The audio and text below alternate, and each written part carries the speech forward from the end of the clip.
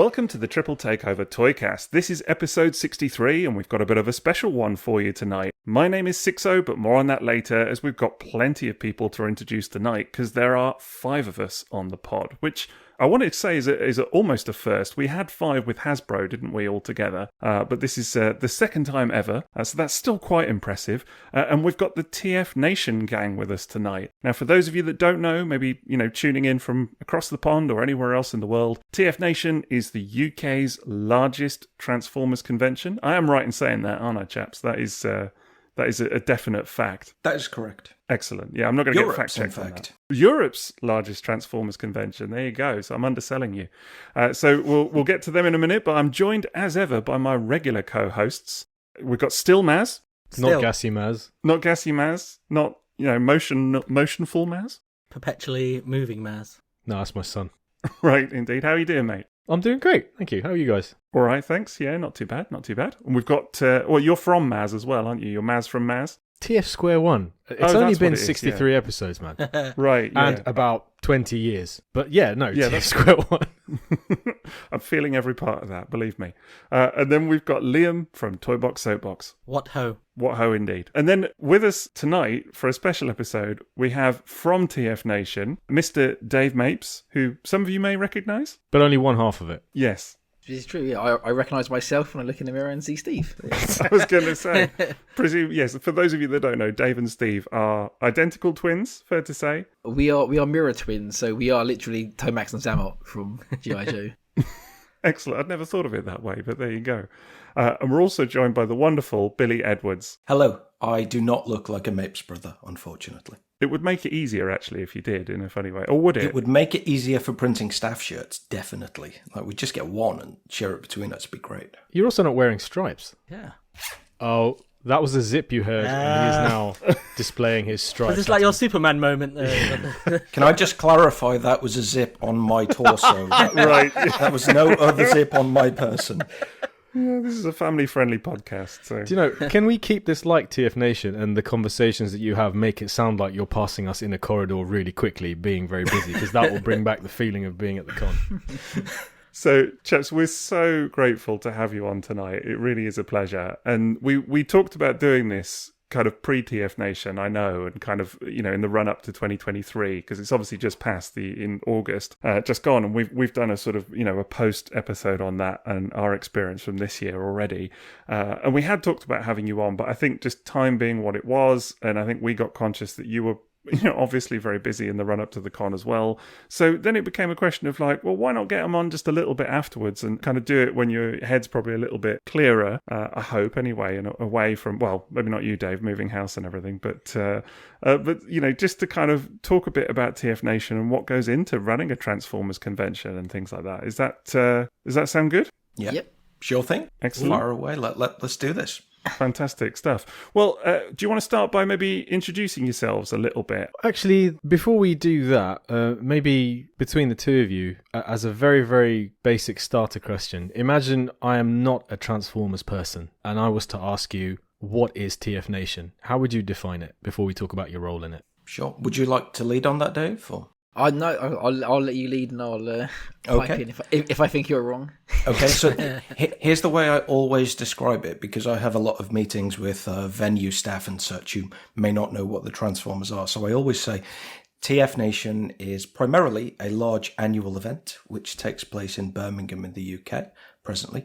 The best way to think of it is if you imagine 2 big halls, roughly the size of a football pitch. One of those big halls is filled with collectible items that you might be interested in. So, for instance, if I'm talking to a person who's into football, it might be football memorabilia. Or if they're into Vampire Diaries, it might be that kind of memorabilia. Doesn't really matter, but if you just center yourself by thinking, right, so there's a commercial element. In the other hall, we have panels. We have people who are famous to some degree for talking about those type of things. That sounds like us. It does in a way, doesn't it? It does. It's almost. We should probably invite you at some point. Actually, yeah, that'd be lovely. You'd maybe have some expertise. Ain't no one want to listen to that crap, Billy. And surrounding all of that, we have a big, large, wonderful community, and that's kind of the way I explain it to people who have no idea what a convention is. So, Yeah, I don't know if that was helpful. I hope it was. It was, as soon as I realised that you'd started that by saying 2 large halls, not 2 large holes. Oh, which man. is what I'd heard. I wondered where it was going. I was like, 2 large holes. Totally thought it was just me. 2 large holes that need filling. And I was like, whoa. It sounded like the post-credits from the last episode for a minute there. Yeah. Dave, I already had the zip incident. I did ask you to do it, so that's completely your fault. You're going to get a reputation on this podcast, honestly. Yep. I know. Dearie me. That's the behind the scenes Christmas special TFN. That's a staff only event. People are meant to know about, but you've let the cat out the bag now. Darn. You've immortalised that now. That's just for patrons, that is. Dave, did you want to add anything to the holes? No, I mean, I think Billy kind of covered it. He said he has various conversations each year with people like that, especially with the Hilton when their staff sort of change to try and explain why we're going to their show and what to expect from people who turn up at our show. And they're generally not sure what to expect at the beginning, and then once they leave, they think that we're fantastic. Okay, I think with that definition, it would be good for you guys to tell us what you do. So, Billy, back to you. So what do you do? What is your role for TFNation? So my role, Dave and I are both directors of TFNation, which is a properly limited company. It's a fully functioning business, and it's an event planning business. So primarily, my role is to run events. That obviously involves taking care of the day-to-day business of the company, as you would with any company, cash in and out. All of that kind of thing. My main role, so far as attendees are concerned, the slightly more interesting stuff of the all-encompassing, boring sphere that is Billy, involves me getting in touch with actors and agents, inviting them to come to TFNation, and then liaising with the venue to make sure that can happen. Those are the two main spheres of my work that are public-facing, if you will. Yeah, we're two members of what we affectionately like to call Team Boring within TFNation. So you have, in essence, the fun staff who do the fun stuff, and then you have a team who do the behind the scenes stuff. Billy, Steve, Tori, and myself normally. So my role kind of loops in a bit with Billy's, a little bit with Dave Ruck at the show, and I'm primarily focused on getting traders and people like that into the hall, go and try and find new traders each year, help with Dave and Mark plan out the hall. And then looking at some alternative guests, so people like RoboSen, where we've spoken to some people like Hasbro and other people in the past, Bandai for Gundam, to try and look at what alternative things can we get in, especially on the toy side. So Steve and I obviously are very much toy related. We have a lot of people who are more around comics and cartoons, and so we kind of focus in on what toy type of guests can we get. So Andy Cousins and Aaron Archer, people like that. You just said you were looking to increase the number of traders. So is that just like a goal every year to have more and more traders in the dealer hall? I like to try and get, if I can, more traders, maybe not necessarily more tables because it's limited. In an ideal world, I'd like to have had 2 halls, but there is a finite number of traders in the UK who can come to our show, who sell Transformers.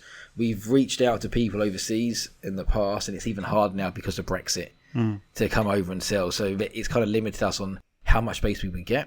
But with Manchester especially, where we had a smaller hall, one of my goals was to have variety. So we wanted to make sure that we hit different people who had different types of product. So it wasn't just new releases or G1 or the same thing.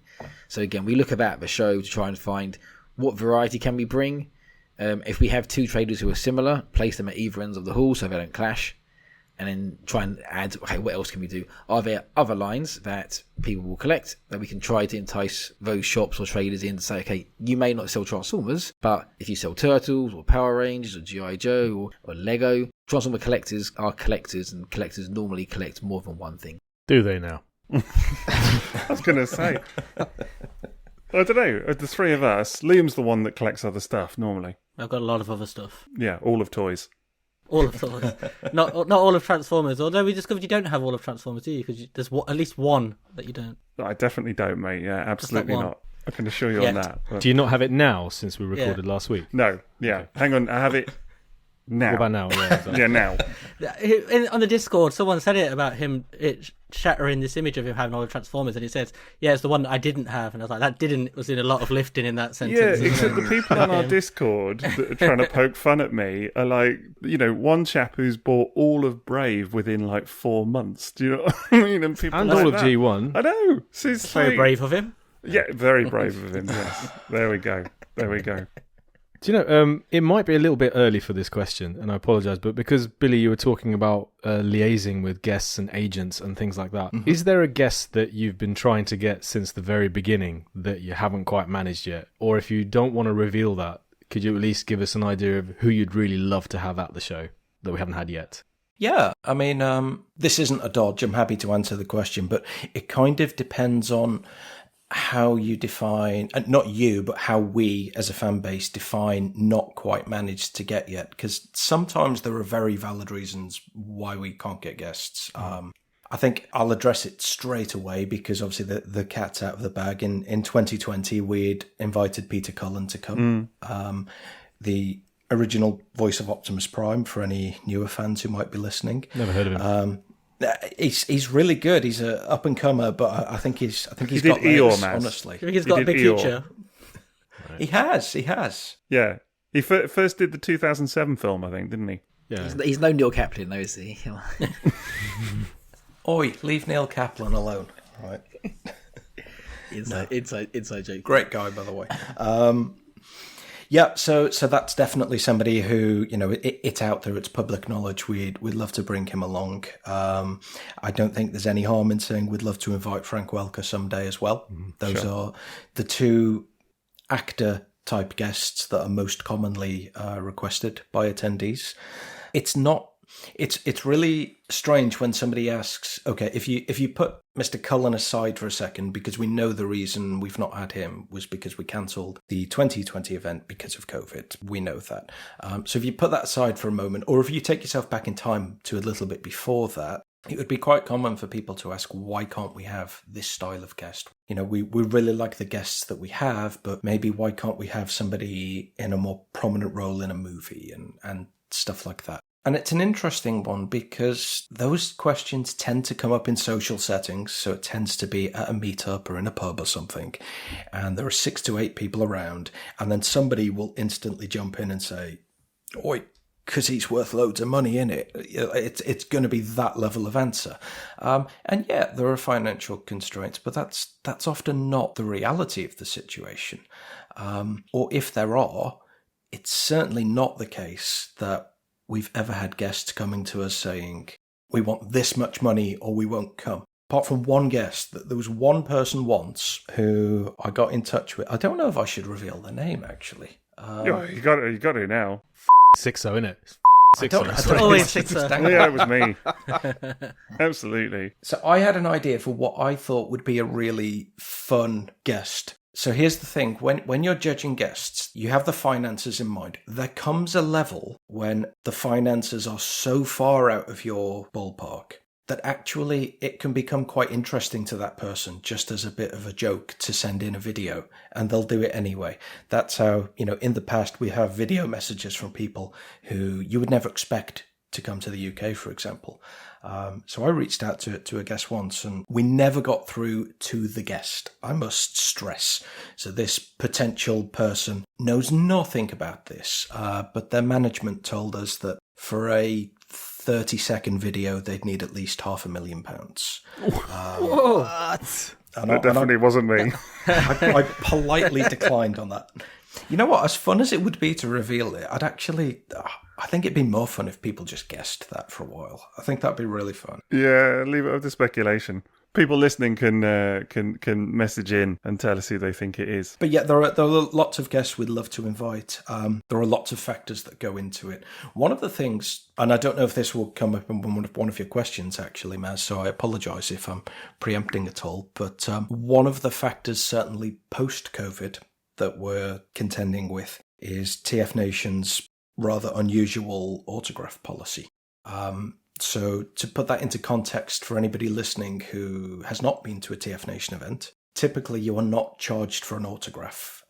You pay to gain entry to the event. And there's kind of a little bit of misunderstanding about that. So we allow people, once they've paid, or I say allow, we make it very clear to guests, we would like you to come to our event. You'll be compensated for coming, but in exchange, we don't want you to charge for autographs. We want everybody who's paid for entry to be able to come up and say hello, all as part of their ticket price. Now, that's something that's becoming more and more difficult.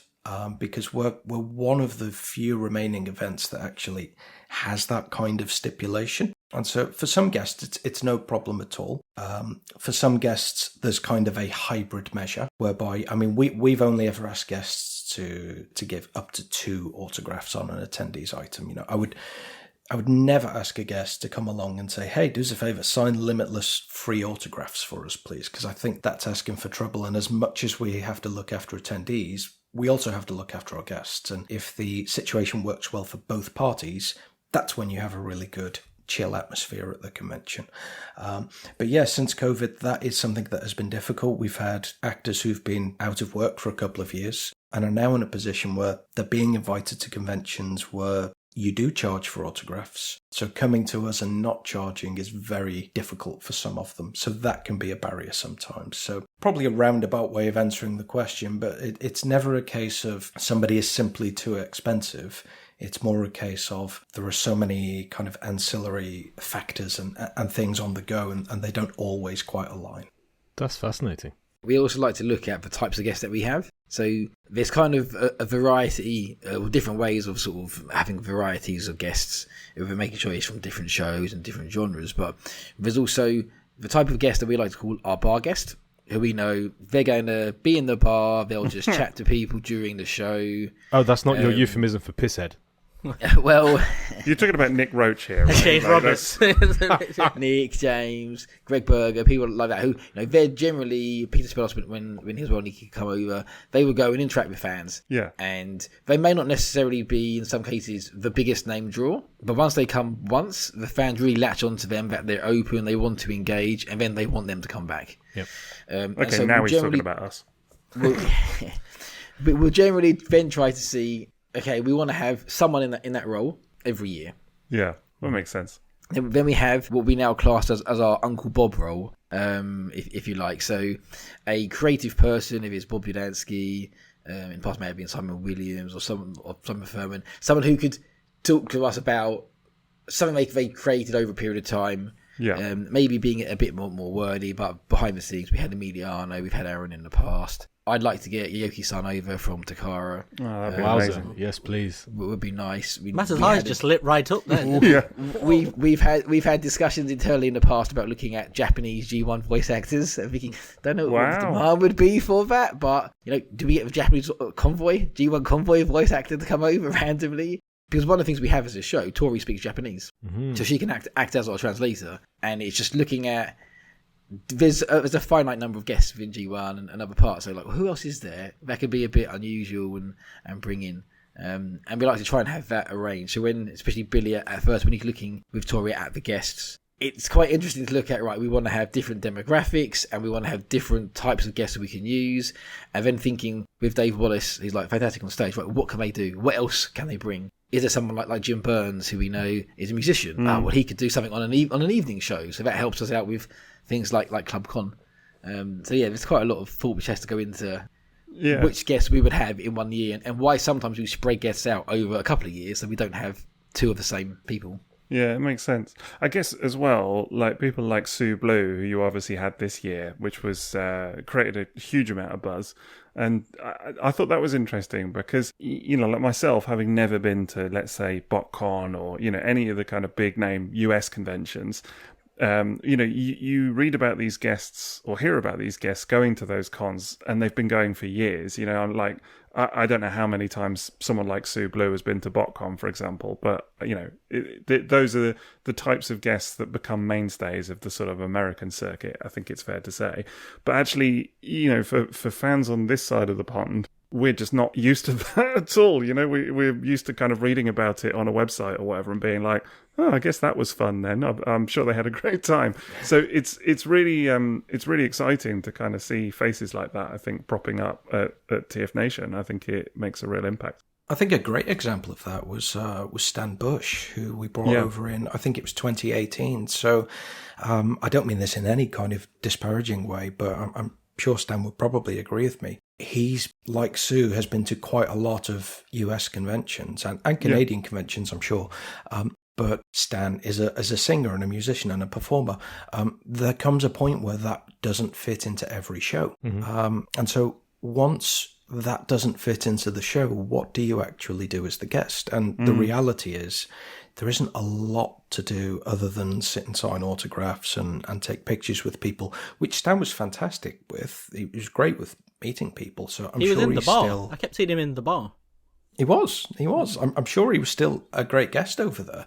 But for us, as you know, this little island country that we are, that doesn't always have access to those guests, it gives us a good opportunity to really just highlight them and celebrate them. Like that was a thing when we invited Peter Cullen, immediately people were saying, oh, we have to bring Frank Welker this year too. That thought never entered our mind because like we don't and David Wallace, who runs all of our panels, he will definitely tell you this. We don't particularly like those massive ensemble panels unless there's a very clear reason for it. We prefer to take somebody like a Sue Blue and just go, bang, this is your Sue Blue panel. We're going to really highlight this person who is with us for a finite amount of time and can't come every year. So, yeah, I think that was a really good point you made there. Thank you very much. Yeah, Peter was certainly the one. I mean, I remember it so vividly when it was announced, in 2020, that it was just huge news. I think everybody was losing their minds with excitement. And, equally, I also remember when it obviously, for very understandable reasons, got cancelled. And I know that was a hugely difficult decision on your guys' part. So, but I think you ultimately made the right call. So let's just hope it can happen again in the future, I guess. I think the current roller coaster of emotions for us was like when Billy was working on it. Is he going to go through or not? Yes or no? What has to go through? Get through the contract, and quite a long process, and several years prior to even that, with sort of negotiations and things. And then 9 years. Can we just spare a thought for the 9 years, please? There you go, 9 years. Wow. And finally getting to the point of right, okay, we've got him. How do we announce him? How can we make the biggest impact for that? And then what's we looking online to see what people's opinions, who's saying what, who's positive, who's negative, and just sort of that massive roller coaster of this big high to then being afterwards sort of, okay, we've still got to carry on now with the rest of the show and somehow try to hype everything else up as being exciting, not just Cullen. And then obviously, COVID hit and we all cried. Understandable, yeah. While you're speaking about this aspect of setting up the show and getting in touch with agents and contracts and stuff like that, I did have a very basic question on the subject, which is, what are the most challenging aspects of organising the convention every year? I mean, obviously COVID had its own challenges, but in a year like now, in the sort of still current but almost post-COVID world, like TFNation 2023, what are the biggest challenges of organising? I almost hesitate to say this because I know there's going to be a follow-up, but it will be fair, so I'll say it anyway. This was our most challenging year ever.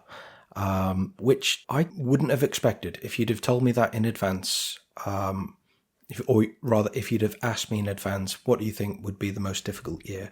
I'd have said something like a year when we had the Stan Bush concert or something like that.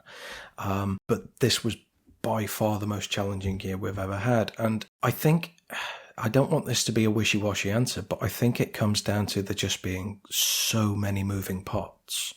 Because there really are so many moving parts. Like, for instance, if we're inviting a James Roberts to the convention, that's fairly easy because we're in direct contact with James. So we speak to James. James is happy to come. Brilliant. We do the contract side. We arrange his flights. We arrange his accommodation. Job done. That's fairly easy. But there's still quite a few parts there. But then when you magnify that to a US guest, for example, and sometimes you don't have direct contact. In fact, you don't even have like second degree contact. Sometimes you're going through a chain of people to get the answer before it comes back to you. It can be quite difficult. And if I had to be pinned to one thing, I think it's both our biggest strength and our biggest challenge is communication. If I had to all encompass it in one way, because it could be so easy to use one word, which somebody who's based in the US, for example, interprets in a slightly different way to the way we interpret it. And so you have to be really, really clear. I can say now, I could never say before, Sue Blue was originally going to be joining us in 2018. And one of those things came around. There were no errors or anything. It was just a schedule clash that wasn't apparent. And right up until I think about the November of that year, maybe later, maybe it was like the February of the following year, something like that. Like Sue was coming, like we were sorting things out for her. Now that ended up great anyway, because we ended up needing to find another guest and spoke with Stan Bush, and that's where that came from. So, I don't have any regrets. But yeah, I think communication, to just put a nice round term in place there. I think if I could pick it back up that as well, even this year, our main guest wasn't originally Sue Blue. It was going to be someone else, and it was going to be something else completely different. And really got a long way through the negotiations of that. And then again, I didn't know what you were talking about then. Yeah, something, and there was a lot of discussions, and there was a lot of planning, and a lot of it was going to be something new that we've not done in the way that it's done. And then something came up which threw a spanner in that works. And then we were okay. Now we've got to start again. At that time, we already had sort of Sue in mind as another guest, and so that the shift then focused for, okay, we're now not doing this. That we've just planned for like the last 3 months. How do we then move forward? Which is always challenging with that, and obviously time zones and things. With the hotel after COVID, a lot of staff have changed, so there's a lot of new people each year, and then that could be painful because you're going through the same process year on year. Whereas if you've worked with someone for like 3-4 years, they know the flow, and now there's a whole new team, so you have to explain why we want access on certain days and what halls we've got, and you don't need to be babysitting us. We're getting to be doing a lot ourselves, so we're a bit different to other shows who run at that event or at that venue. The amount of times I have had to explain what a transformer is because our event planner has changed between 2 and 4 times in a year is ridiculous. Wow. And that's no comment upon our venue. And believe me, I know people probably think I would toe the party line there. I wouldn't. I'm very straightforward with these things. But that's no comment on our venue. That's a comment on the hospitality industry generally. Firstly, there are lots of opportunities there, so people move on. And secondly, the pay grade between various roles differs massively. So we're really lucky this year in that we've had the one event planner, who's called Abby, who's great, for a full year. And she's coming back next year. She even came in on her day off to come and buy Transformers. Oh, nice. If that's not a win, I don't know what is. You've converted her. Hang on to Abby then. The power of TFNation, that isn't it? Just draws people in. Just leading on from that then, how far in advance do you start planning a particular year's convention?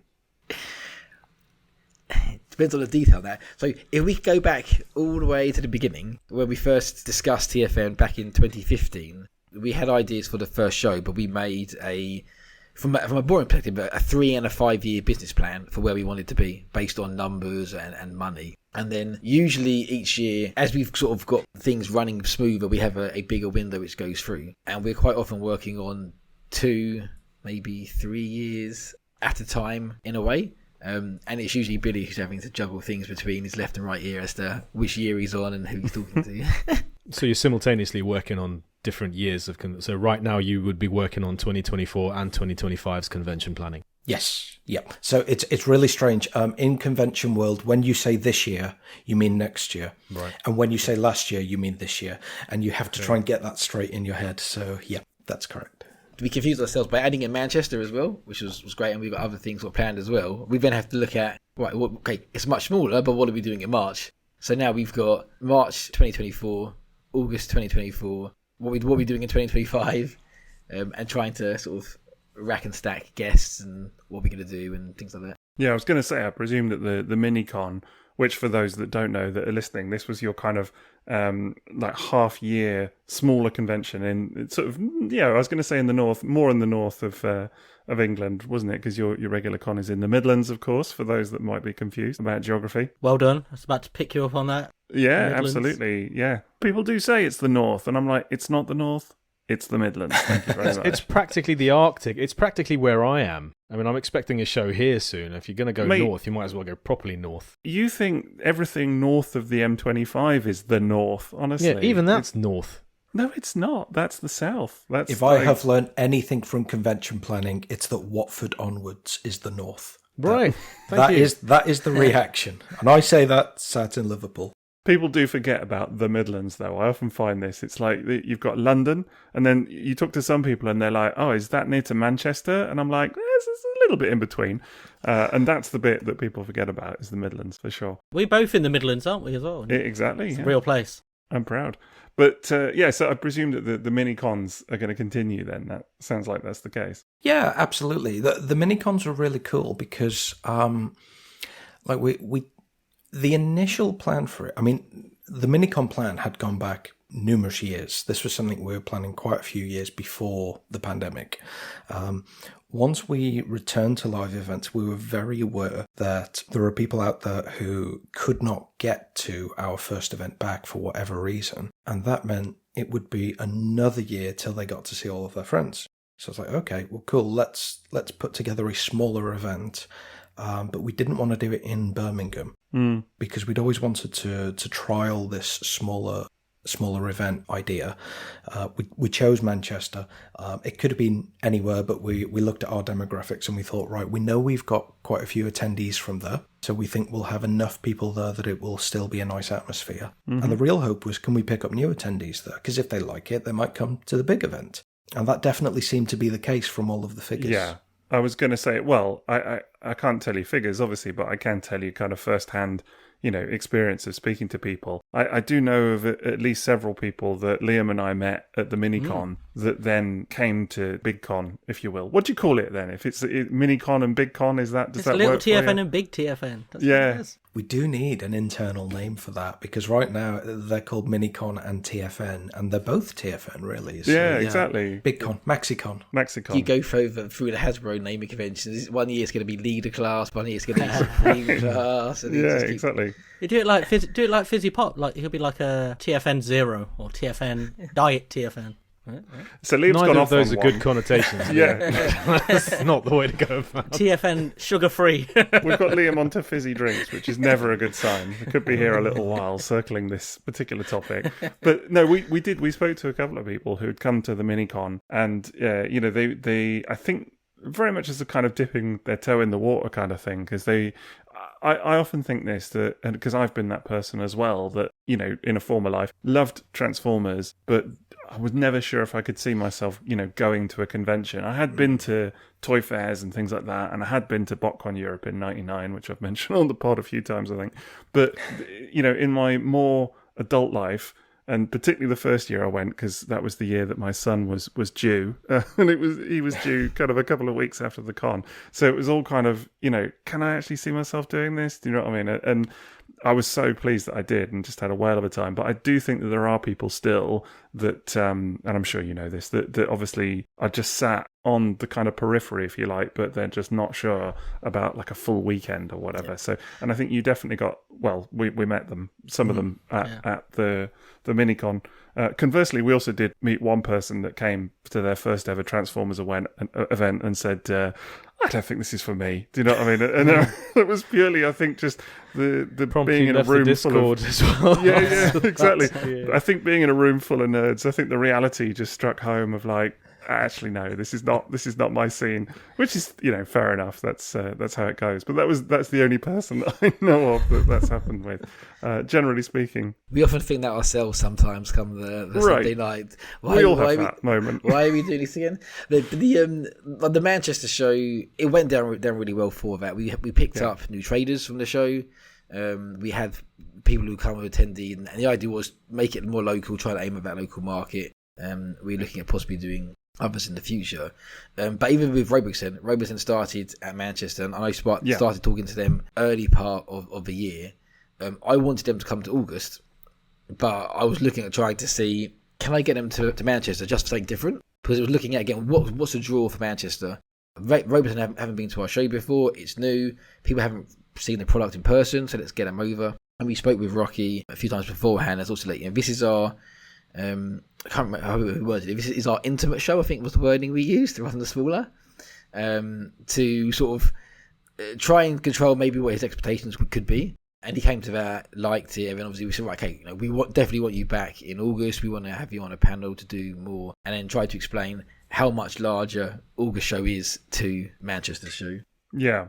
And again, I'm so pleased with how they came along. It's just great to see that product in person. Definitely.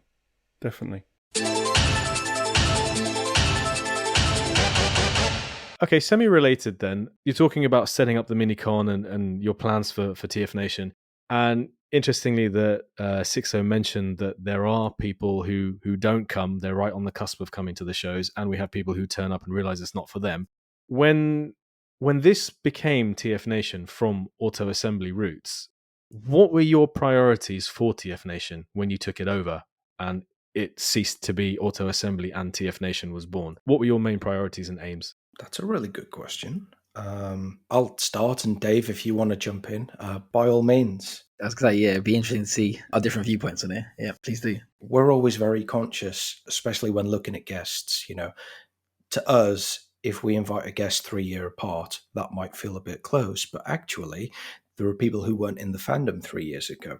So if I just back up a bit there, so Auto Assembly was Europe's largest Transformers convention, and that run for I think for about 15 years, and that is essentially where a lot of us on the team came from. None of us headed Auto Assembly or had any like investment in Auto Assembly or anything like that, but we were the volunteer crew. The organizer retired that event, and we decided, hey, we want to carry on, essentially. So we did. So that's where we came from. There wasn't a direct handover. Like, there was never an attendee list or anything. Everybody we had to find from scratch. So our first priority, to be honest, was just how do we find people? Now, we're very lucky that it's a close-knit community in the UK, but ultimately it came down to Facebook marketing. I don't know if you can still do it now, but back then you could literally Facebook market to people who said they liked Transformers and lived in the UK, and that was the initial step we took. There were two big things that stand out to me in my memory, and you ask any member of the team, and there are loads of us, they might have a different two things. But to me, the first thing was we wanted to make a really inclusive, family-friendly kind of atmosphere, and that goes right to the name. We had loads of names suggested for the convention, most of which were awful, one of which sounded like bum cream. There was just some terrible, terrible names suggested. And I remember saying to people, look, I want it to start with TF. Powerglide. Not Powerglide, but that does sound like bum cream. No, I was like, I want it to start with TF. We've been there before, haven't we? Yep. Been where before? It's a good question. Yeah, very good question. Well, when you got holes to fill, Billy. Big ones, yeah. 2 holes. Big holes to fill. Powerglide's the solution. Oh, that's thrown me off completely. So you were saying about a family-friendly show. Yeah, 2 holes is not that show. Billy is now completely feeling shafted now, isn't he? Wow. Wow. Good Lord. Wow. Okay. Sorry, Billy. Do you continue from that even? Yeah, I think we ended there. Yeah. Priority, family-friendly. So family-friendly show. So even the name, I was like, I want it to start with TF. Go and find me a word that means family or community or something.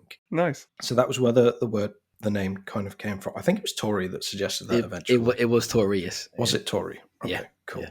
I have to say that because she'll hit me if I don't. She'll hit me if I do, but at least it'll be a more meaningful hit. And then the other thing was a Mapes Brothers conversation that I remember. So I'm going to drop you in it, Dave, but in a nice way because this is a really good thing. So we had a big meeting at the start, and one of the things that you might not recognize about the people who you might recognize, I was going to say, but we would recognize the Mapes Brothers. Is that there are more Mapes out there? And I know we third Mape. There's more Mapes. There's actually. We joke about that at the show, but there are more Mapes out there. And they raised a really good point early doors, which was... Hang on, I'm so confused. Are there more than 2 of them now and we just didn't know? Is that actually a thing? Is this like the Spider-Man meme where they're just pointing at each other? Notice we never call them the Mapes twins. Although they are. Mapeverse. But The meme. wow. I'm going to leave that one to Dave entirely. I'm given no more information about that other than there are additional Mape out there. Is it Dave? That's my question now. I'm wondering if it's actually Dave. A third Mape. Well, he might have switched with Steve and we'd never know, like halfway through. Sometimes we call them Stave when we're not sure which one we want to come. It's like just call all of the Mape. But yeah, Dave will tell the story better. But they grew up in a household where there were more than 2 of the Infinite Mapes brothers, and so back in the 80s, it was hard to buy family tickets of things because a family, inverted commas, ticket was typically 2 adults plus 2 children. And so I remember really early on, like our very first meeting, they raised that point to me and they were like, who are we to define what a family is? And to me, that's one of the core things that we've taken through ever since. Even today, we don't charge for kiddies, but we don't limit them to like 2 and 2, for example. Yeah. I think that's just a really good point. So yeah, there you go. I was nice about you, Dave. I've said a good thing about a Mapes. And obviously, I think that was primarily Steve. So there are. He doesn't know. No, there are. Or was it Michael, or Bob, or James? There was. Yeah, so there's 2 of us, and we had a sister, and it was going anywhere. It's always a family ticket plus 1. And we were like, that's just a pain in the arse. So we looked at the figures that some of the figures we kind of made up on of auto assembly. How many kids are there? Not many. We want the show to grow. Transformers are based around kids. We are aimed for kids. So we want to get more families to come because it's going to be better for us to get more people in. If you can come along and bring your kids with you, you're more likely to stay. In the future, as they get older, they may come along as well. As they turn into teenagers or tweenagers, whatever the word is, they can spend some money, get some cash, and we can grow the event going through. With the UK comics, they had a market of about 10,000 issues they were selling each month, like the Panini comics, which we're nothing on. And he's like, if you can get, there's that big market we could try to get to the show. We can increase the numbers, which means we can do more things. We want to bring on more kid-friendly activities, but we need the kids in order to then need to do kid-friendly activities for the kids. Yeah. Otherwise, we're putting resources in and rooms and things for sort of no reason. So that was a very early on driver for TFN. Make it more inclusive, make it more acceptable for families, and say, look, you can come along. It's going to cost you 30 quid or 35 quid at the time. You can bring 2, 3, 4, 5 kids along with you. If you want to handle 5 kids on your own, good luck. It's hard enough with my daughter. So we wanted to bring that. And then the other one of the main bits for me, and it's kind of minor really, was branding. We wanted to make sure that our TFNation branding, if you're at the show, it didn't look like Auto Assembly or Transforce or Decepticon. It was TFNation. So we spent quite a bit of money on getting our big signs made up. We had our stage done. We wanted to get that name out. The marketing campaign we did from the day that the last Auto Assembly happened, with teasers and certain things going through. We did a takeover of Forbidden Planet where we had posters in Forbidden Planet just to try to get the brand name out and the branding out. So even now, people turn up to the show, they'll take a picture in front of like the cardboard hot rod we had in front of a TFN sign. That gets posted online. You have the branding. When we did the website, one of the main things Steve said was, I want to keep our history. If you look up MCM Expo and you go to their site, you can only see the next MCM Expo. You can't see the 20 years of history that they've had. Right. So we wanted to make sure we keep that history. So if someone's thinking about what is TFNation, they can go onto the site, they can look back, they can see the guests, they can see the panels, they can see activities. Oh, actually, maybe I want to go to that. Yeah. And sort of bring that as more of an experience to come through. I think something else to mention there, and I say this purely because it dawned on me while we were talking that we probably take this for granted, but like the majority of our team are Transformers fans. And that's quite unusual for an events company. It's unusual to have a very niche event anyway. They do exist. But it's quite unusual to have so many Transformers fans. So we very much approach things from a fan's point of view. And we're very keen to include people of different ages on the team, and non-Transformers fans on the team as well, because we always want an outside point of view. So we do have some non-Transformers fans. But yeah, I think that's always really important because, particularly as we come up to the 40th anniversary, a lot of people will say it's the 40th anniversary of Generation 1. And I suppose they're not incorrect, but we view it as it's the 40th anniversary of everything. Like, when without spoiling too much, when people ask us, what are we planning for next year for I'm getting into this year, next year again. What are we planning for 2024's celebrations? I've got no problem in saying we're absolutely not planning a G1 reunion, because there are so many different people in this franchise who joined at different points that we want to do something that everybody can enjoy, and that's kind of the same every year, to be honest. So I think you see that in the makeup of people that go to TFNation as well, don't you? Because it was interesting this year. We talked a bit about it last year as well, actually, about how the dealer room sort of almost reflects different eras at times as well, and the interest that you see. Because last year, you had tables like, obviously you guys know Christian, who we talk about, quite a bit on the Good pod. dude. Very Love good that dude. lovely guy, a patron as well, and Is he? and he. Yeah, he is. Yeah, I mean, he sure, I listens- knew that, Listens obviously. to the pod. Good Yeah, heavens, Liam's well up on it. Honestly, we've only mentioned it various times on the pod. So I've not heard him say Christian in his 17-minute spiel at the end. Right. It's in there. Yeah, he does get mentioned. Oh. But anyway, He stopped listening once Fart Warp was no longer a patron. That's true. The best name still on Twitch. Liam's still thinking about fizzy pop and things like that. But he obviously came last year with lots of like Generation 2 and Beast Wars and things. And then this year seemed to be a lot of like classic G1 stuff. But I think you do see it reflected in the dealer room with how, people are going to different tables, looking at different things. And it's become very apparent to me that it's not just a bunch of, forgive me for saying, but 40-something-year-old G1 fans that are there for the nostalgia. It is a huge more than meets the eye crowd and all of that as well.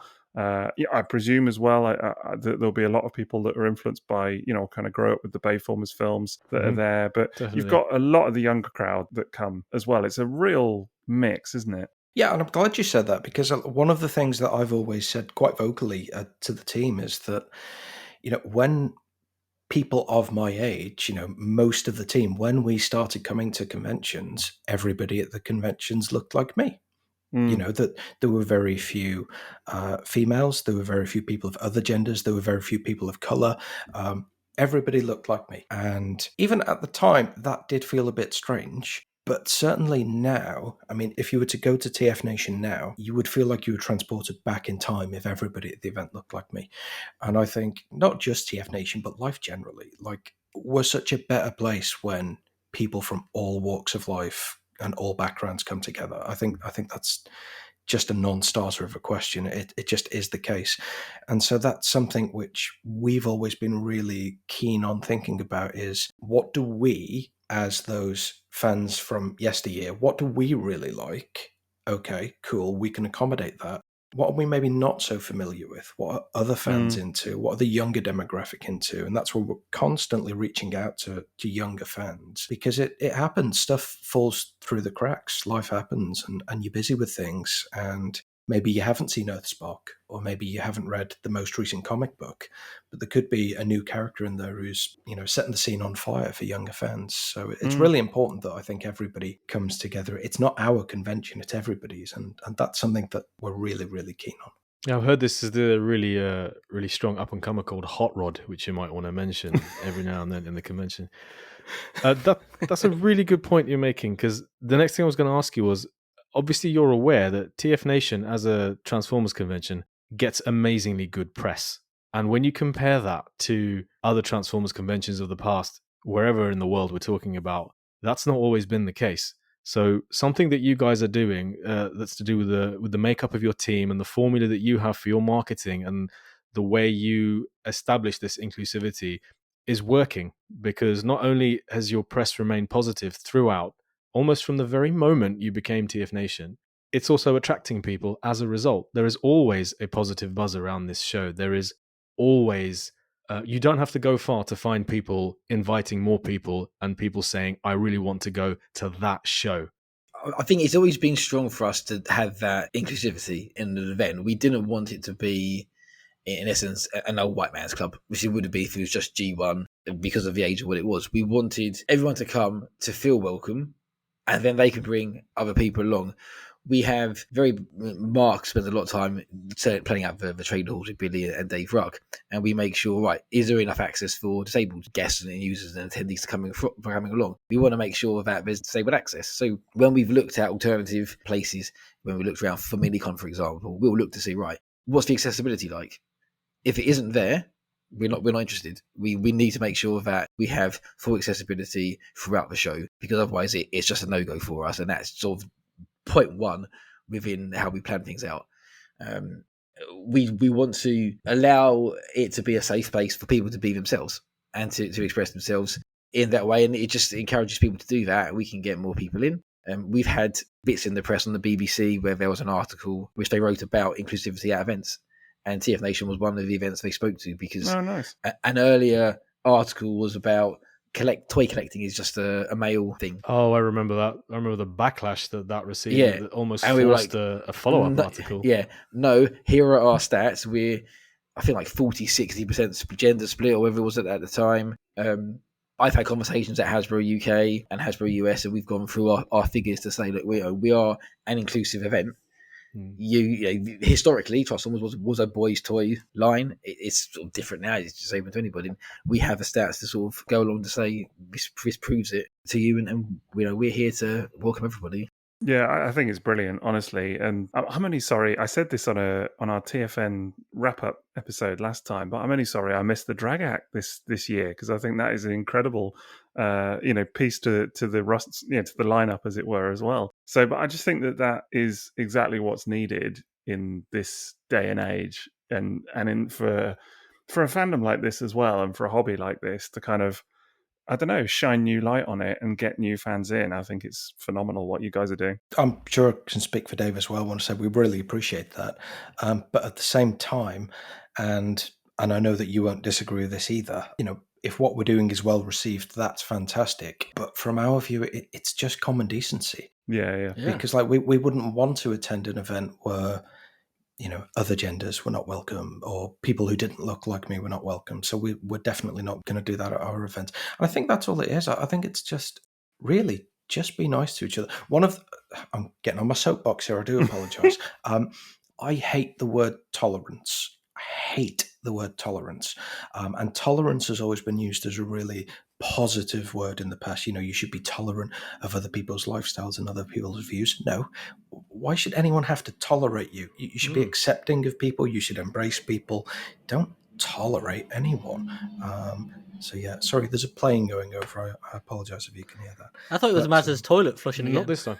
So was TF Tolerance one of the thrown out names for the convention early on? TF Tolerance. TFT. Oh, some of those names, man. I wish we kept the list. I only remember a couple of them that we had at the time, but Go on, Dave. Yeah, come on, tell us. You can't. No. I can remember that there was NewCon, because it was a new convention. There was PrimaCon was one, based on some bits. We had ClubCon was one, which became obviously the evening show that we had. One of them was the name of an existing convention, right? Right. I think the thing with Transformers conventions is that because of the word con being in convention, there's a certain amount of puns that just sort of roll off the tongue, aren't there? And a lot of those have been done. DEF CON. It's so to say. Right there. Yeah, DEF CON. Right Con job. Con job. Yeah. I mean, I'm sure there's a lot of Decepticon subgroups that you could have used, isn't there? But probably wise to sidestep a lot of that. Well, I mean, we used to have Decepticon in the UK in Cheshunt every now and then. Yep. That used to be a show. To be fair, you'd probably get people expecting something totally different turning up to like a DevCon or a FireCon, wouldn't you? Yeah. Well, we looked at when we discussed like auto assembly in the past, and I know people in the hotel, when they would see the name and they come up and think it was a car part show. Yeah. I mean, well, sort of. I will say though, when I register the insurance every year, like the amount of insurance brokers who think we're an exercise club based on our name, and I'm like, of all the things we are, I can guarantee, Really? I am not involved in an exercise club. So. if you want to talk names, we had a second company for a while that run our merchandise that ran under a name which I sort of made up as a joke to Billy at the time, which Billy hated, primarily because he had to write it out all the time, which was More Than Merch VI. Oh my god. That it is was- so good. Oh Can my I just gosh. state, hated is past tense, and that's not completely accurate. I still God. hate that name. That's so good. More than merch the eye. I love it. It was just when you had to write it out, and you're like, hang on, I've got to write my company name out. Perfect. Brilliant. Has that been copyrighted, or can we steal that? Yeah, I was going to say. Please, somebody should. Take it away from me. We'll whack that on a t-shirt, don't worry.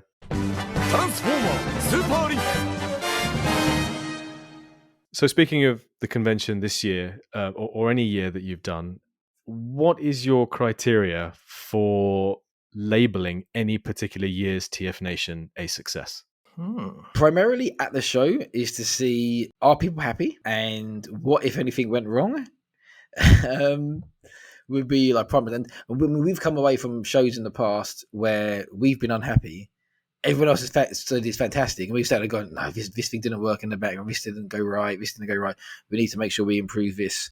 And I think the last 2 years, what's been strange is we've come away at the end of the show and been like, oh, it's done. It's, everything ran smoothly, and there's certain things from like a very minor part. When we first started the show, and we had display cabinets, which we used to do a lot of larger toy displays, and it could take 3-4 hours to put up and put down because of the glass and how we loaded it and going into the vans. And as we got better, we got different cabinets. It became smoother. We boxed things. Dave Ruck's a big fan of really useful storage boxes. So our storage units are very organised. Everything's on pallets now. We can move it around. We can shrink wrap it. It's on wheels. So it makes it a lot easier to load and unload. And you sort of get used to certain things, which makes it run smoother. So I think so long as at the end of the show we consider and think, did everything work, or most things work? Yes. Are people happy? Excellent, that's a good show. And then at some point we'll look and go, how much money did we lose? But yeah, did people go away with smiles on their faces? I think is the primary one. How do you gauge that that happiness? You kind of Is someone checking at the door how many smiles per hour that people are using? secret smile camera as you walk by. That's what Gareth Mills does. He's got a little checkbox that says smile, frown, smile, smirk. Smiles are rationed. You're allowed 1 per weekend and 2 units of fun to be consumed in any order. Yeah. I think it's just kind of a buzz. You kind of feel it, and then we're very lucky with the community who go to TFNation, like the TF Nationals, if you want to call them that, who will contact us to say, like, I had a good time. The best, I was going to say letters, but it's not the 80s anymore. Emails, I guess, that we get are from parents who will say, like, I brought my kids along for the show. They loved it. They want to come back next year. They want to come back for a weekend, especially we get a lot of autistic kids come through. And one of our things, going back to the sort of inclusivity, we want to make sure that it's safe and a good environment for people with all levels of autism. And we're very aware of that within a lot of our crew as well. And when we get those letters back to say, like, my child, say little Frankie came along, and he felt safe, he felt happy, he wasn't overwhelmed. We're coming back next year, and that's the best feeling in the world. Saying that, I do remember going to a lot of conventions where they had really loud Transformers music blasting out throughout the show. And the fact that you don't have that, I can see that's already a massive improvement on some of the experiences that I've had in the past. I don't identify as being on the spectrum particularly. And even for me, that is a major difference in not feeling that feeling of being overwhelmed in a sensory way in the dealer hall or around the environment. So just to latch on to what Dave said there, I always think that within the macrocosm that is the convention experience, the experience of all of these different people, I always think the microcosm of the individual experiences, they correlate directly to how everybody on a whole is feeling. Now, obviously, you can't gauge everybody's opinion unless you're stood there with a tick sheet.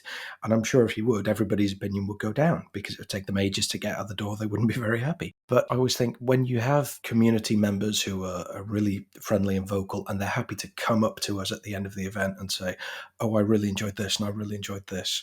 When that happens 2 or 3 times, that's great. When that happens 30 times, you start to think, hang on a minute. Whatever it was we did this year, let's do that again. They clearly enjoyed this. So it is a strange one whereby you don't necessarily have a big poll of what everybody thinks. It's not always feasible to do a poll of 1,500 people. And even if you did a poll and you offered the most fantastic prize, probably only 10% of people would reply because people have real life to deal with.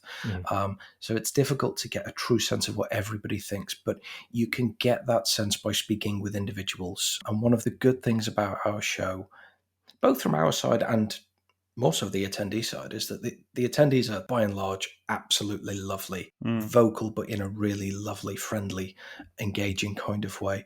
And from our side, probably because we were those attendees, we are part of this fan base, we're always keen to be visible so that attendees can approach us. I think that's important.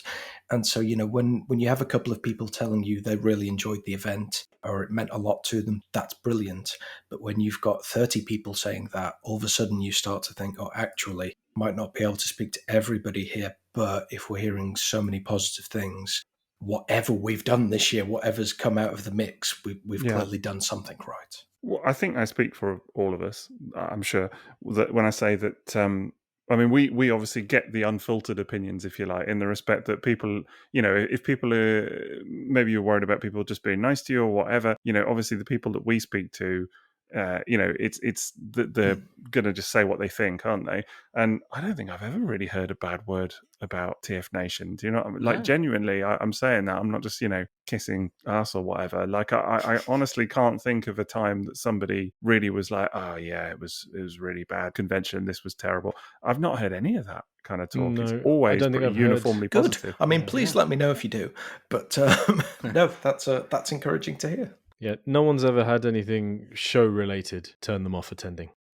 If they're going to attend shows anyway, just the whole idea, if they're already on board with attending Transformers toy conventions, the show has not done anything to discourage that. Quite the opposite in virtually everyone's case. I just don't hear people say things like, I'm going to come for a shorter time next year. It's usually the opposite. It's like, I want to stay for longer. And people come on the Thursday now and they leave on the Monday. They actually want this experience to be expanded. Yeah, well, we were talking about that, weren't we? Where I was saying, like, next year I want to stay on the Sunday night because it's always the worst part is going home. You still feel like there's, even though people are leaving, it's like, there's more people still to talk to. It's just nice. I mean, our weekends start quite often on a Wednesday, or if Billy probably starts the previous week, but we'll be there several days in advance, whether it's going to storage or setting things up. And more of the crew now will stay Sunday night and go on Monday because it's a bit more relaxed. You don't have to rush around. You can sort of sit down after the show and kind of go like, okay, yeah. And it's quite bad. We'll sit down after the show, go through what was good, and already be talking about next year and the year after. What else can we do? And certain things, but more people come as they did on the Friday, which is why we sort of introduced what was the Fan Friday aspect, and it's grown to being sort of in essence almost like a full day now. And now people come on Thursday, and you think, I don't want to add another day onto it.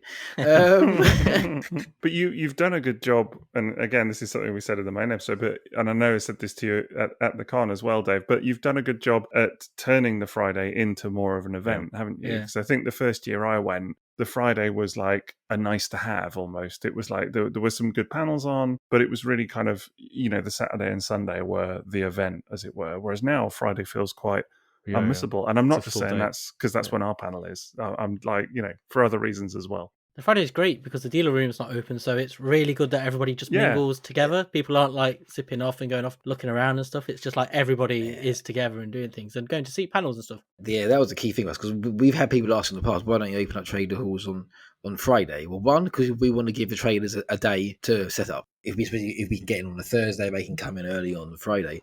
But we want to have a day where it's more around the social aspect and the attendees. So you can come in, get your passes, maybe get some TFN merch, see some panels, mingle in the bar, just sort of get used to the lay of the land. Especially if you're new. Acclimatise, Yeah, get used to the hotel. Where am I going to go for dinner? How much is a fish finger sandwich in the bar?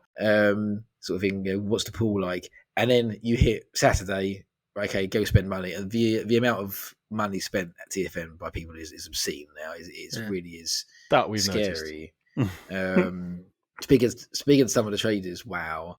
Well, I think it was a G1 Fort Max was sold on the Saturday morning this year and things like that. And I think it was last year someone walked in and immediately put down cash on a HasLab Unicron. Yeah. It was like the first thing that went. So, do you know, you're speaking about your team. One thing I've noticed is how busy you guys are and how little of you we get to see during the weekend, and how busy your crew appear to be from top to bottom, everyone. And yet, year on year, I've helped at conventions before, and I know that as a fan and an attendee, I realized that I was missing out on things in the attendee experience that I wanted back. So I pulled back from helping dealers or that sort of thing. But your crew seem to, year on year, make the same decision to be part of the crew, and then your crew grows, and no one seems to go the other direction. It's like, actually, no, I want to return to being an attendee. What is it, do you think, about being part of your crew that everyone is so drawn to and then remains year on year, despite how busy they are and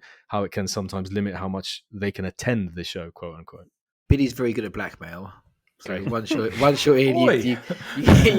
once you're in, you cannot leave. That's actionable.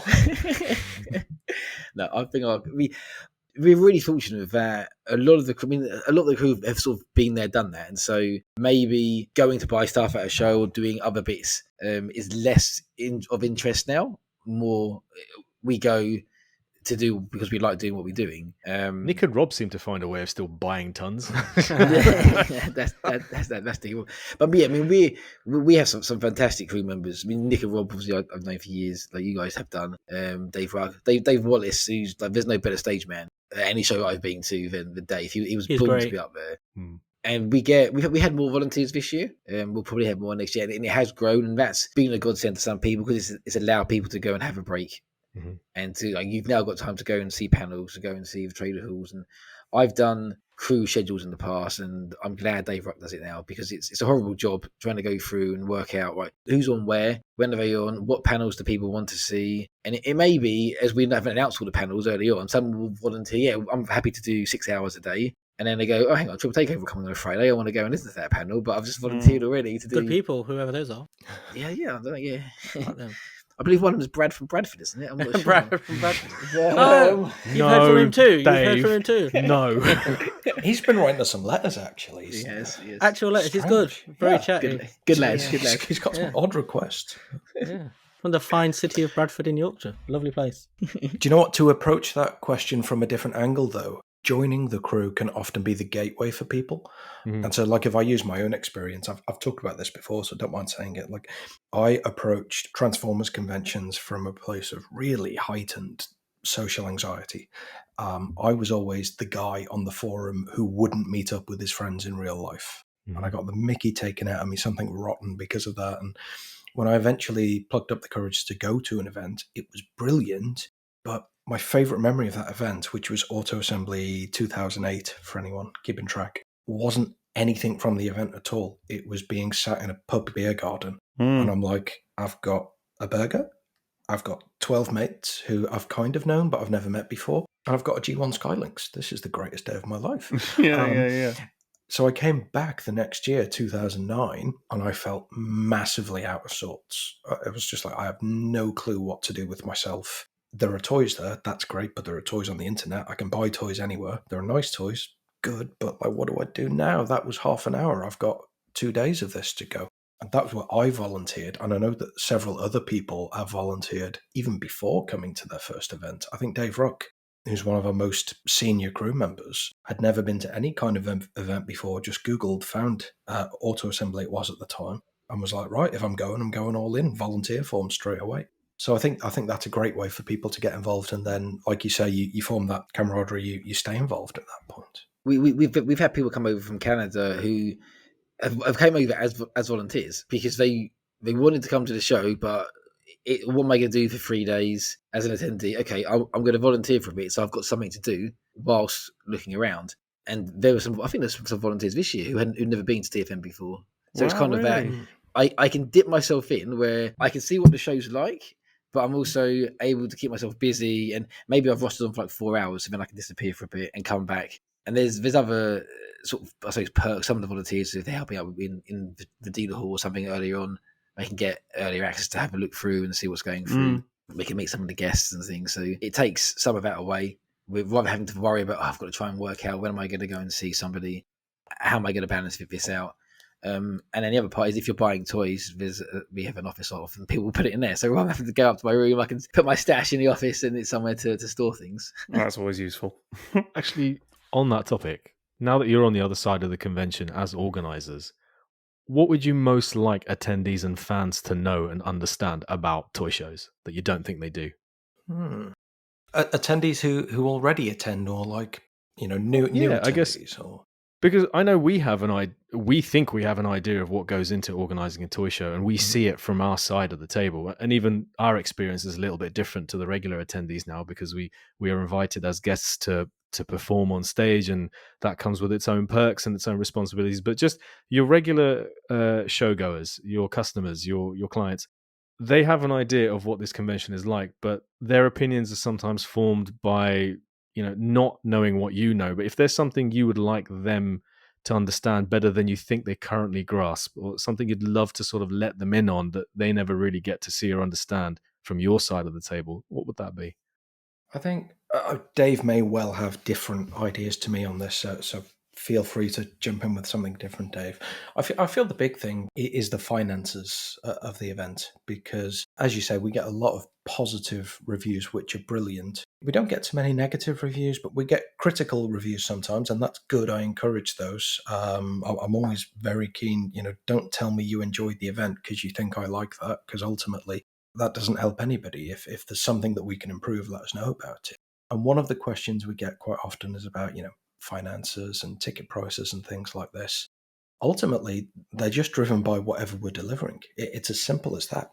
If a ticket price goes up from one year to the next, it's not because we've decided to do that. It's because the venue is more expensive from one year to the next. Things like that. It's really difficult because. So I do a lot of work with guests, for example. Now, I'd like to think the average Transformers fan will be very aware of the fact that if you had an actor who appeared in one series of one cartoon, one character, they're probably not going to command quite as high an appearance fee as somebody who's a prolific movie star. I get that. I think most people get that. But the area in between that is really kind of vague. And I think unless you're actively and often contacting guests and agents and asking, for fees and terms, I don't think most people would really know the full extent of what goes into it. Not even purely financially, but also just terms generally. There are certain guests who contractually are not allowed to appear if a certain other guest is appearing. I'll say it that way to keep it as professional as I can. So it's all relationship driven, and there are so many different aspects that you have to take into account, and that's just guests. Dave, you might have something more on the trader side of things, for example. Well, I kind of had, I guess, two sort of very specific things. I guess one sort of more generic and kind of cover a little bit. And the main one is sort of the time scale of what goes on at the show.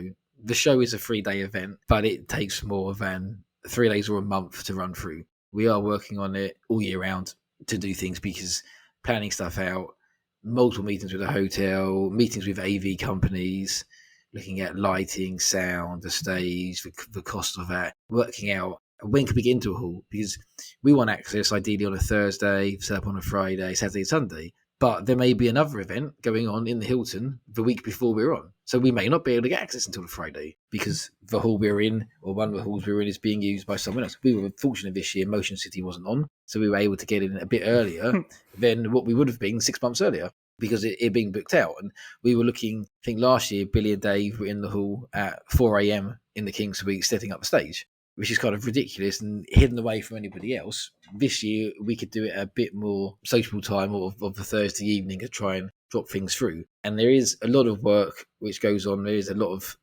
negotiations, a lot of correcting of contracts. Really, there's time of doing and seeing how things change. You don't correct a contract. You make a suggestion about a contract. True.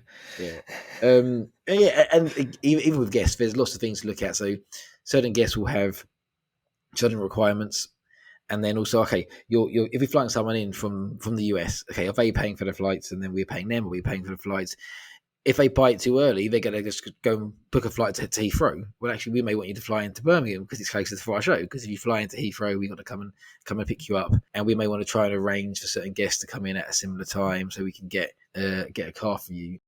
And the second thing, and it's very specific, is on the hotel, and it comes up every year. One of our sort of biggest challenges with, and it's not anything the hotel does wrong, but it's with hotel rooms. So our tickets will go on sale, and we decided in the last few years to separate ticket sales to hotel room sales because it was such a stressful day. We used to have a war room where there'd be 4 or 6 of us at my old work around PCs, Facebook, Twitter, Instagram, the website, email, just watching. For people buying tickets, excellent. Now they're going in to buy hotel rooms. Then there's loads of questions coming through. There are only 700 odd rooms in that hotel. We had 1,400 attendees last year.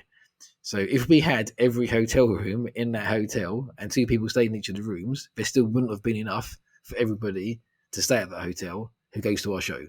To put that in context as well, because people may not be aware that is the second largest convention hotel in the country, the largest being the other Hilton Metropole, which is in London and commands London prices. So Goodness. It's not like we've just picked a venue and not looked around. We're constantly looking around. But well, I was going to say, and forgive me if this is the wrong thing to say or whatever, but it does come up sometimes in conversation about the venue, and people are like, "Oh, I wonder if they'll ever change," and things like that. And I saw one comment about that this year, I think, because I think mainly because people nark about the price of the fish and chips, as you've already kind of alluded to. But is that a consideration, or are you not kind of at liberty to say? Or we've looked in the past at different hotels, and there was a couple of years ago where it became a strong possibility that we would not be able to make it back to the Hilton because of things that changed, and we were lucky that we could. But when we look at venues, there are certain requirements. So we've mentioned before, sort of accessibility is one of them. We want to make sure that there's good public transport links. So we're immediately taking a big list of hotels. Right, we need a hotel with X amount of floor space, and not just in one hall. We need 2 large halls. So we've eliminated probably 80% of all of the hotels or halls. It was, yeah. That's the one. Just checking. Don't confuse those two. No. A real mishap if you do. Can you imagine? I'm saying nothing. I think one of the things which I think it's probably okay to say is that, so when people see a brand name like Hilton, they think, the Hilton Hotel owned by the Hilton. That's almost never the case. And anyone who deals with hotels or any big establishment like banks, how many banks are on the high street? Well, maybe not on the high street. That's a poor analogy these days. But how many banks are online? Well, there are only about 4 banks in the UK. There are different trading names and such. So this particular hotel is owned by a particular company. It's essentially a franchise of Hilton. That's how many of them work. People will never know because it's still called Hilton, but it's changed ownership at least once, possibly twice since we've been at the hotel. That's interesting. Which meant every single contract has been completely changed. We've had to really fight, not against the hotel, but with the hotel staff. And I mean that in a conciliatory kind of way, we're a team working together to try and make this happen. We've really had to fight to try and keep a deal that is that our attendees will still find palatable. 12 years after we negotiated, or after I negotiated the first deal, I think I can say Auto Assembly negotiated the first deal. I looked over it. That's how it actually happened. But some of the deals that are offered by different hotels now are so vastly different to the kind of deal that we're on, where you get discounted bedrooms and such, that it could potentially rule people out straight away. So there was a lot of back and forth in the background just to maintain a standard position, if that makes sense. And we've looked at venues which aren't hotels to see. Again, you can often get a bigger hall, or even going to things like the NEC, the NIC, which are too large, really. Yeah. Then you look at cost per Have you looked at a McDonald's or a Wimpy? only Burger King, sadly. Okay. I don't like Burger King. There you go. Billy likes the only reason it hasn't happened. Yeah. Going back to the two holes, Billy likes Five Guys. Whoa! My word. This Next level unlocked. Well, okay. I actually don't even really like Five Guys, but Well, Wow. we do have an alternative in Iceland, Billy, which is just 2 guys. Maybe that would work for you. that'd work for me. That'd work fine. not so funny. David, my word. Yeah, we've looked at sort of different venues in different places. Don't try and pull this back in now. I'm stepping away now before it gets too messy. Gentlemen. Good God, this has gone to some unexpected places. What have I been invited to here?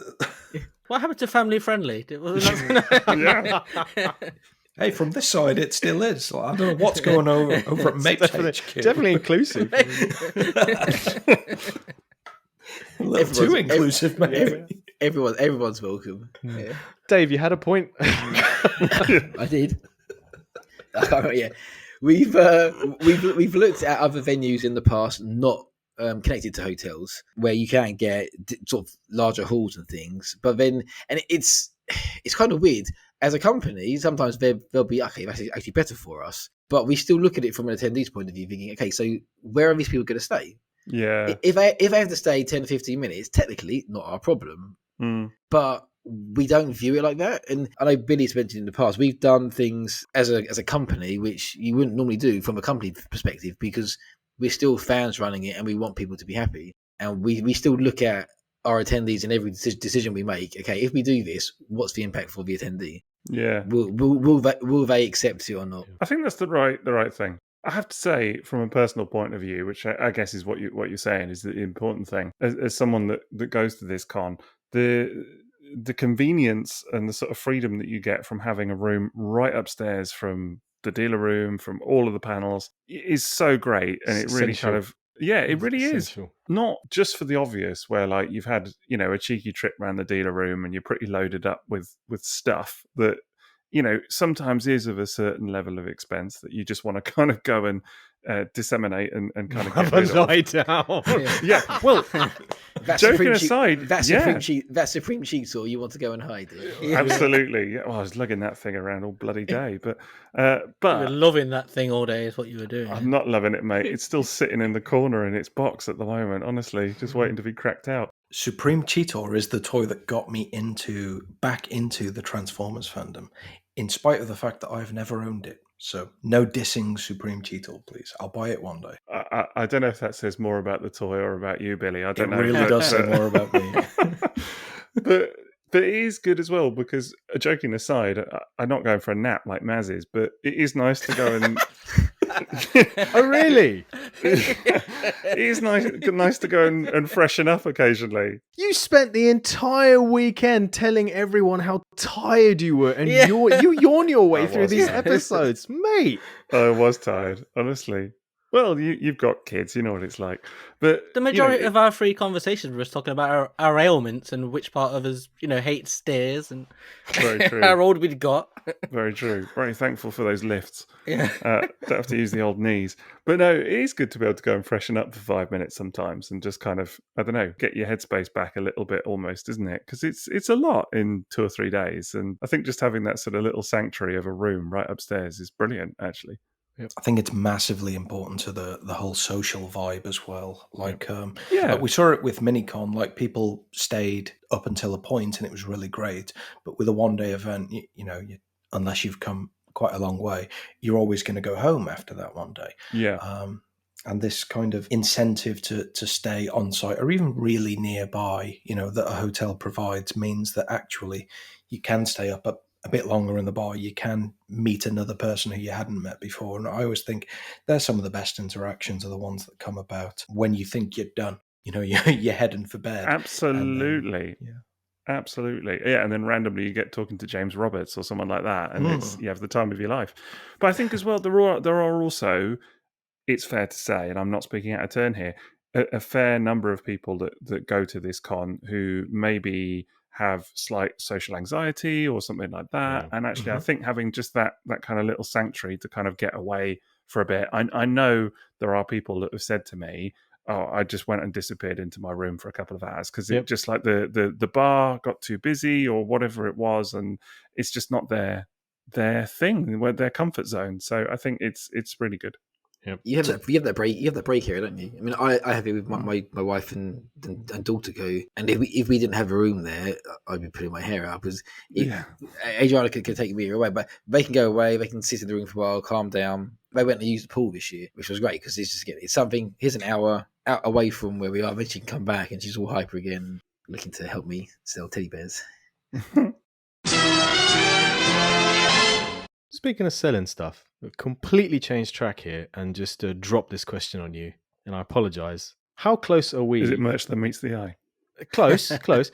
How close are we to one day having TFNation exclusive toys?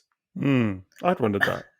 I can answer that because I've spoken to Sixo's mate, Hasbro, about that very how is about that very subject. He misses you. He's waiting for your call. He says it's been a few days since you spoke to him. We haven't DM'd in a little bit actually. I might have to drop him a little slid into DM. his DMs. No, speed dial not working. Might have to slide on in there and just check he still remembers who I am. Check him up. But yeah, sadly, very, very unlikely from Hasbro's perspective. There is a very high. Well, there's a minimum run number of 10,000 units for any piece that's made by Hasbro, and then there's the cost of that. So they say, like, unless you wanted to order 10,000 units, that's the starting point. Right. From there, what hopefully we may be able to do some bits in the future. Maybe not exclusive toys, maybe something like sort of early releases or something at the show. But unfortunately, and it's not really like the days of BotCon where Hasbro worked in partnership with 3H to put on BotCon, and so they were partially funding the manufacture of those toys. We're independent, obviously, so we've still got bits we need to get through to try to get Hasbro to tick every box and say, yeah, we can do stuff with you, and we're getting there. But I don't think it's going to be likely for any non-Hasbro run event now to have an actual Hasbro exclusive figure, just in the current market, the cost of producing it and the number that they want for it. Yeah. We should probably say, just out of fairness, that as much as Dave has mentioned conversations and he has had conversations, and that's very fair, we are also speculating to a degree there as fans as well. So Yeah, which is fair. I mean, we were saying actually that some of the customs and stuff that are done by the Toy Food team, by Matt specifically, are just incredible anyway. And actually, that has become its own draw, I think, for a lot of people. I mean, you see people getting right in there the Saturday morning in the dealer room, straight to the Toy Food table. Yeah, people. I'm talking about myself. Sliding them all into your bag. It's just, I'll have that one. Oh, I'll have that one too, and that one. But we were quite lucky because we got the Cosmos, the Scrounge, wasn't it? So yeah, we were quite lucky with that draw. Yeah. Yes, indeed. But yeah, they're pretty incredible, and I know obviously that's all for charity, so that's pretty good. The Toy Food stuff is, again, it's that thing where it's like an unofficial convention exclusive, you like, because you get it at the show, which is quite nice. When you look at some of the third party convention exclusives in the US, they're not actually exclusive. It's just first release of that toy, and then it will be available online from Toy Arena or Big Bad Toy Store or somewhere else, or Kapow may get it later on. And they're always sold as other show exclusive, but it's actually just first release of that toy. Because again, it's just a volume that's needed for, even with third-party figures that you need to make. It's a bit different, I think, from what it was 10 years ago. Are you mindful of not going down that third-party route because you're mindful of not maybe disturbing a possible relationship with Hasbro in the future? Is that something that you're at liberty to talk about? We definitely value the relationship that we have with Hasbro. It may not be as far-reaching as we'd like it to be right now, but then, it's a lot more far-reaching than it was when we first started this. And you can only go forwards with things. And like any relationship, if you treat it the right way, hopefully you'll get to a place where you want to be. But it extends beyond that, to be honest, because, I mean, one of the things that Dave worked on this year, I think he mentioned earlier, which was brilliant, was the kind of partnership we had with RoboSen, who are an official license holder. And, I'm not going to put words in Hasbro's mouth here because that wouldn't be fair. But there were times when official license holders were not allowed to visit fan-run conventions, certainly in any kind of, visible capacity. So, we're now at the stage where we're trusted enough and our reputation is good enough that actually we can bring elements like that to the show, which are really cool. So that's not to say that we don't really admire some of the work done by third-party companies. There's some outstanding pieces on the market, and yeah, there's no hiding from that whatsoever. There's some brilliant stuff, but yeah, we just really value the relationship that we've got, and we're enjoying where it's led us to so far, and hopefully it could lead us somewhere else in future. Yeah, I mean, one of the things we've sort of tried to focus on over the last few years also is looking at different license holders and how can we help promote their products. So obviously this year, RoboSend, last year with Raw Mail, which had an amazing response through Raw Mail when they did the stamps at our show. And that went back not only to Hasbro UK, it went back to Hasbro US. And so if we're doing the right things with official license holders, the word leaks back over the pond to Hasbro in Rhode Island. Oh, this convention, they're doing all the right things. They're sending out all the right signals. And that helps us with sort of speaking to them. So, we're doing everything right. We're trying to promote your other license holders to things. I've reached out to people like Pez in the past for Transformers Pez products to see if we can display things, some just random bits. This is my language. Give some Pez dispensers in there. So Transformer snacks, you'd like them? Good breakfast material. I'd love Transformer snacks. It does. Topical. But yeah, big fan. It's that thing of we took a view. We worked with some third party companies in the past, especially Fans Hobby, to say who has some nice stuff. And then we looked at it and went, okay, we could do that. We could carry on, but that's the same thing people do in the US. We want to be different. Yeah. So if we can do things right, we can make sure that if we try and go to Hasbro, are we ticking all the right boxes? Are we using their branding? No. Are we doing what else? Are we clear on how we've done stuff? We're a registered company. We're now tax registered.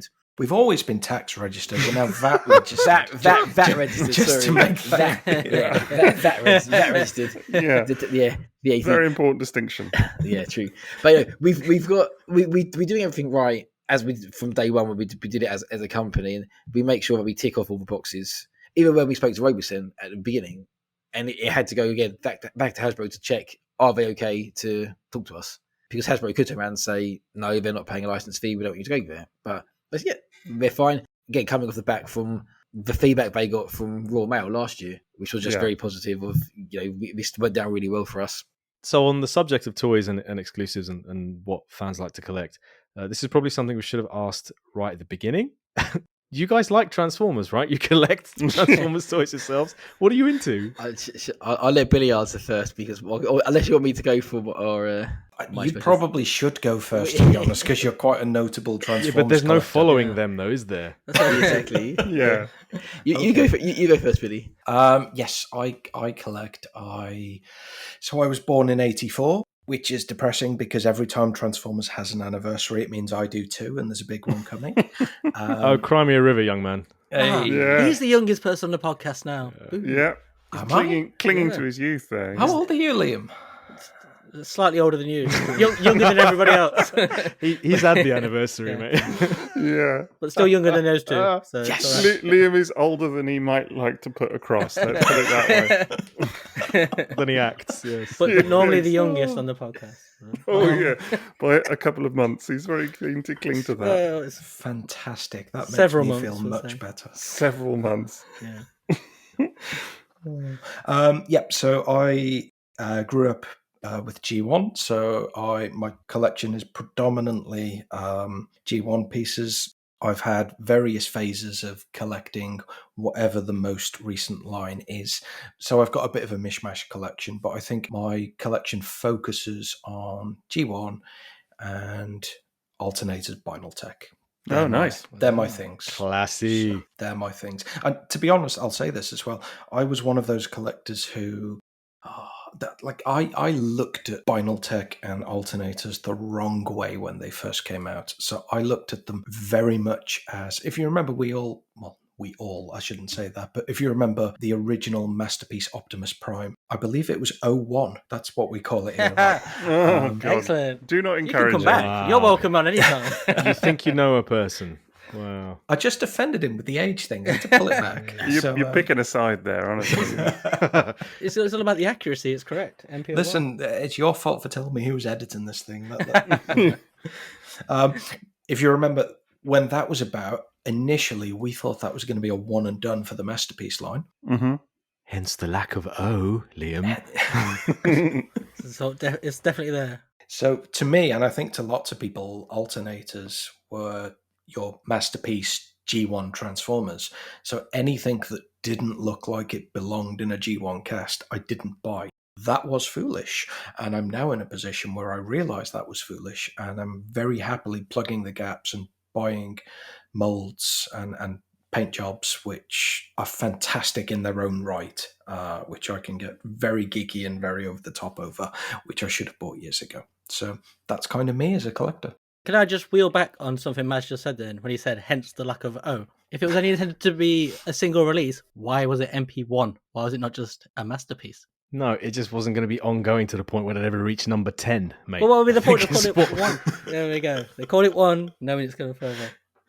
I love, 01. Call it you 01. always try and argue this point. Like, we can't just look at the smegging box and see that there is a definitive right answer. Do you know We're what not I a video mean? podcast. It's audio only. We have eyes, like in real life. Can't prove anything. Audio only. Oh, who could say? You know, who knows who's right?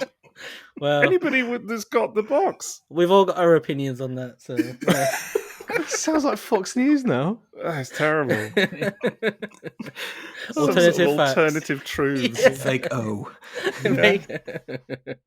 Good God. But more on him later. Yeah. Much later. Dave, do you like toys? Dave, you've got a couple? I've got one. I've got a couple of Creos behind me. That's about it, really. Yeah. So Steve and I have been buying toys since we had money, I guess. Actually, we didn't get into Transformers until 1986.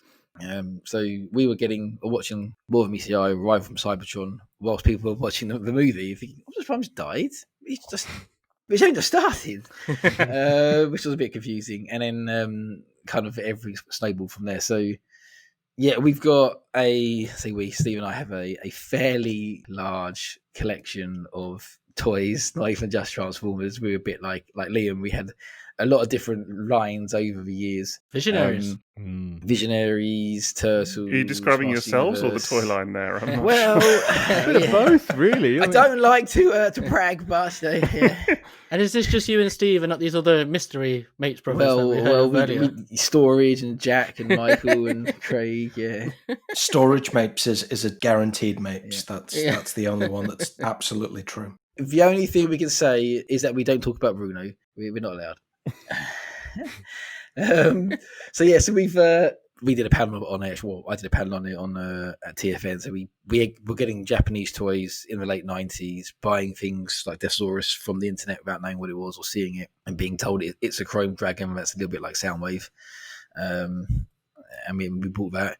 And then early 2000s got into Lucky Draw. So the Japanese prize campaign figures, depending on which toy it is, it could be limited to a couple of hundred, could be limited to one.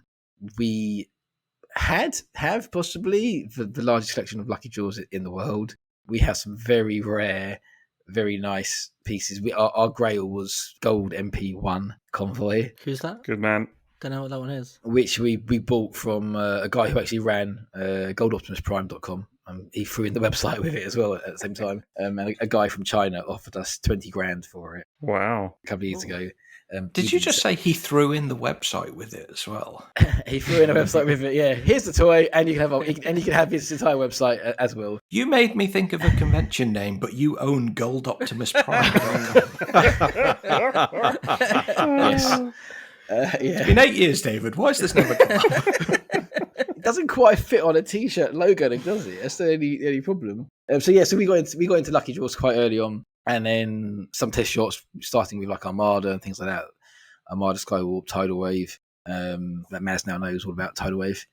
And then got into hard copies, paperwork from all different types, cells, scripts, character bios, some movie scripts, some things we haven't seen before. And then, Visionaries, where pretty much you name it, we've got it, and don't name it, we've got it. Just a lot of stuff. Steve's room, his house has now got 3 toy rooms in it. After I moved out, it's just he's got something like 25 glass cabinets in his house. Yeah, Incredible. Incredible. I've seen photos and a couple of videos of the collection, and it's like a museum, honestly. Yeah, it's when we put it out when we moved, and everything is in year order, and then you kind of realize actually we haven't got that toy. Like you posted the Japanese, I think it's Ground Shaker recently. Yeah. I don't have that. Oh, really? Didn't realize until you didn't realize it was different Micromaster. You posted I have a toy that the Mapes don't have. I don't know what to do with that information. Dave, you were fine without it. You know, it's okay. Yeah. That's in the pre-daughter. I would have been back in the days of Yahoo Japan and Mandarake. I would have been looking for it, but now I just don't have the money. So yeah, we've cut down a lot recently, but kind of moved our focus to visionaries and things like that. The good stuff.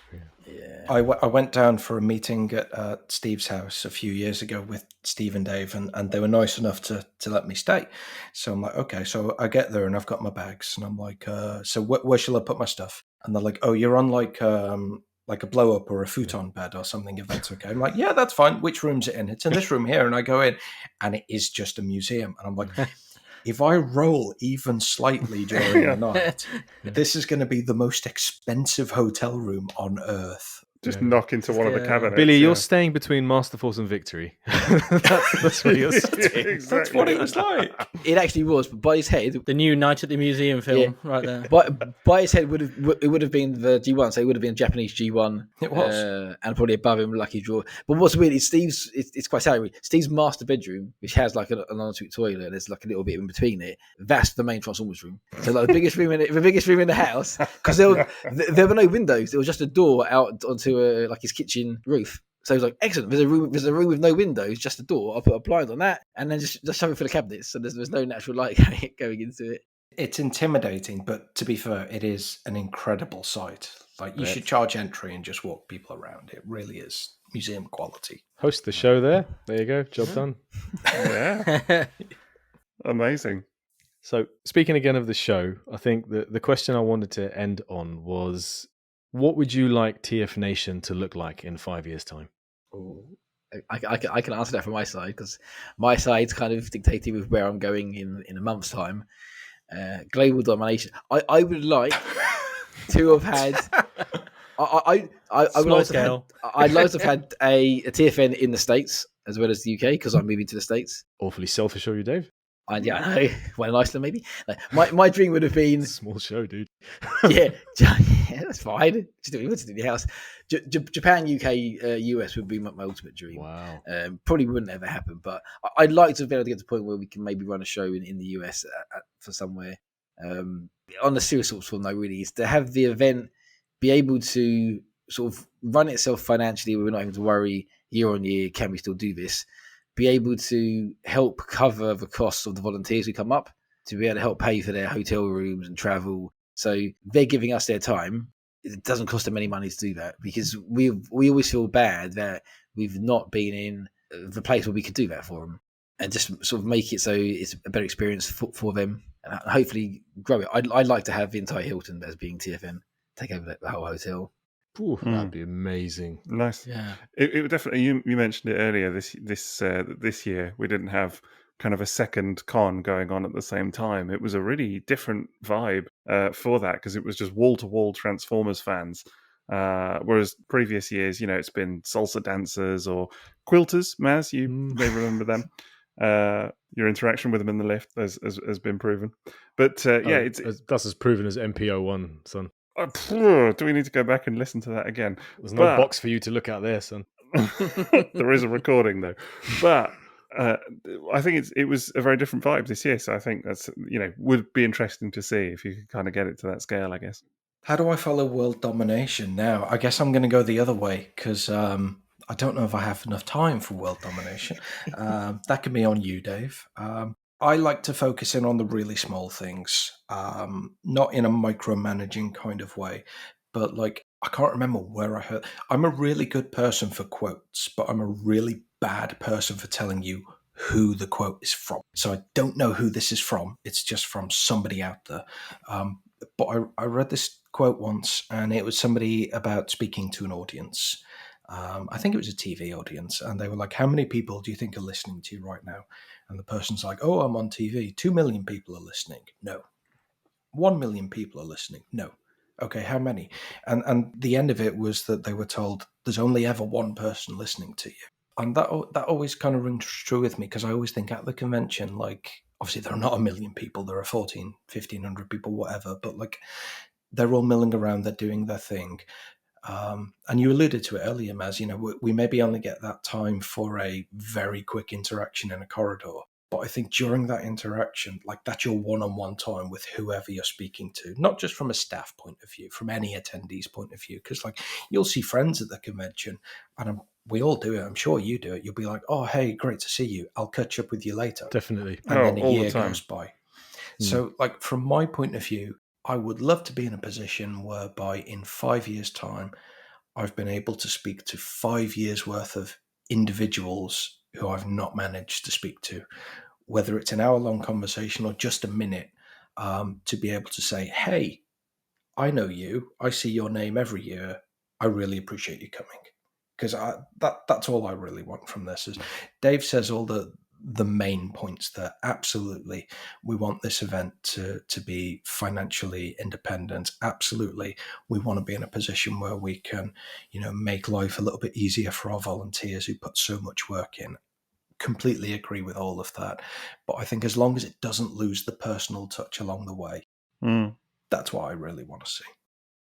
Well, Billy, I do a roll call shout out to all of our patrons. I'm sure if Dave would provide a attendee list, you could actually, just Are you do offering what I do. that as a service? Wow. That's really nice of you, Mash. Thank You you. could just read out a thanks to... No, you could read out a thanks to all the people you haven't said anything to in 5 years. Listen, with this drawling voice, how long would that take? Like, it would be a 7-day convention doing that.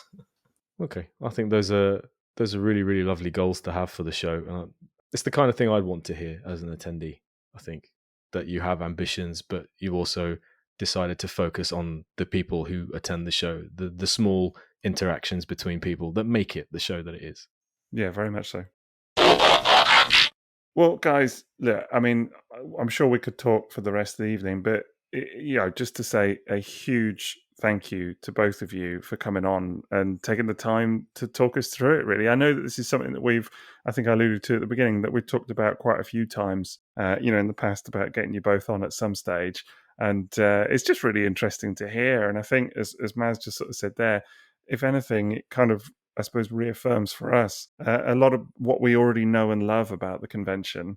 And, we're forever saying to people on this pod, if you haven't been before, go to TFNation. It's such a great event. And I think hopefully there'll be people listening to this that, can kind of hear it from the horses' mouths, as it were, that, that you've got the right head on and the right kind of philosophy about how it's all run. And do go, if you are listening to this, if you've never been before, give it a go. I think it's fair to say. Yeah, thanks for coming on, and thanks for doing the show. Thanks for being the people who actually make it happen. Yeah, it's like the best weekend of my year every year. It's a real special show. Love it. Thanks, dudes. Likewise, I'm sure David will echo this, and I speak on behalf of the whole team in just saying thanks so much for inviting us on. We don't do many interviews, podcasts, what have you. It's a really strange kind of thing to run an event and get an idea for how people feel, and then go and speak about it out in the outside world. Yeah. And particularly, again, I'm sure I speak for Dave as well, for both of us as people who listen to the pod and really enjoy the podcast. It's such a great honor that you guys would even have TFNation on in the first place. Thank so we you. really appreciate it. So thank you. No, we're the honor's all ours, dude. Exactly. Seriously, I was thrilled when you guys agreed to come on to talk about it. And I actually think it's really worked out nicely to have it after the show. Yes. That's worked out really well. Yeah, it's like TFN decompression. Week 4. Yeah. We're just stretching out TFN content for months. Well, we've killed 1 month. We've just got 11 more to go now. Well, we've got to do a mini-sode when Sixo opens that bloody cat. Yeah. And frees it from the box. It's an actual life-size cat as well. Yeah. Oh, it's coming. Don't worry. Soon.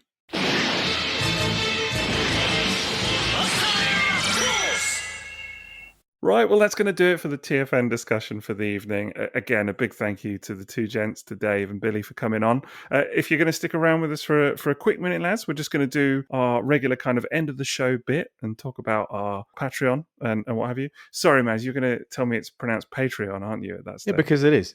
I I'm noticed... just used to him saying it now. Like I didn't even correct him. Do you know, I noticed I was editing the last episode and I noticed that I said, oh, we've got a Patreon. And then I noticed Maz comes in with going, yes, we do have a Patreon.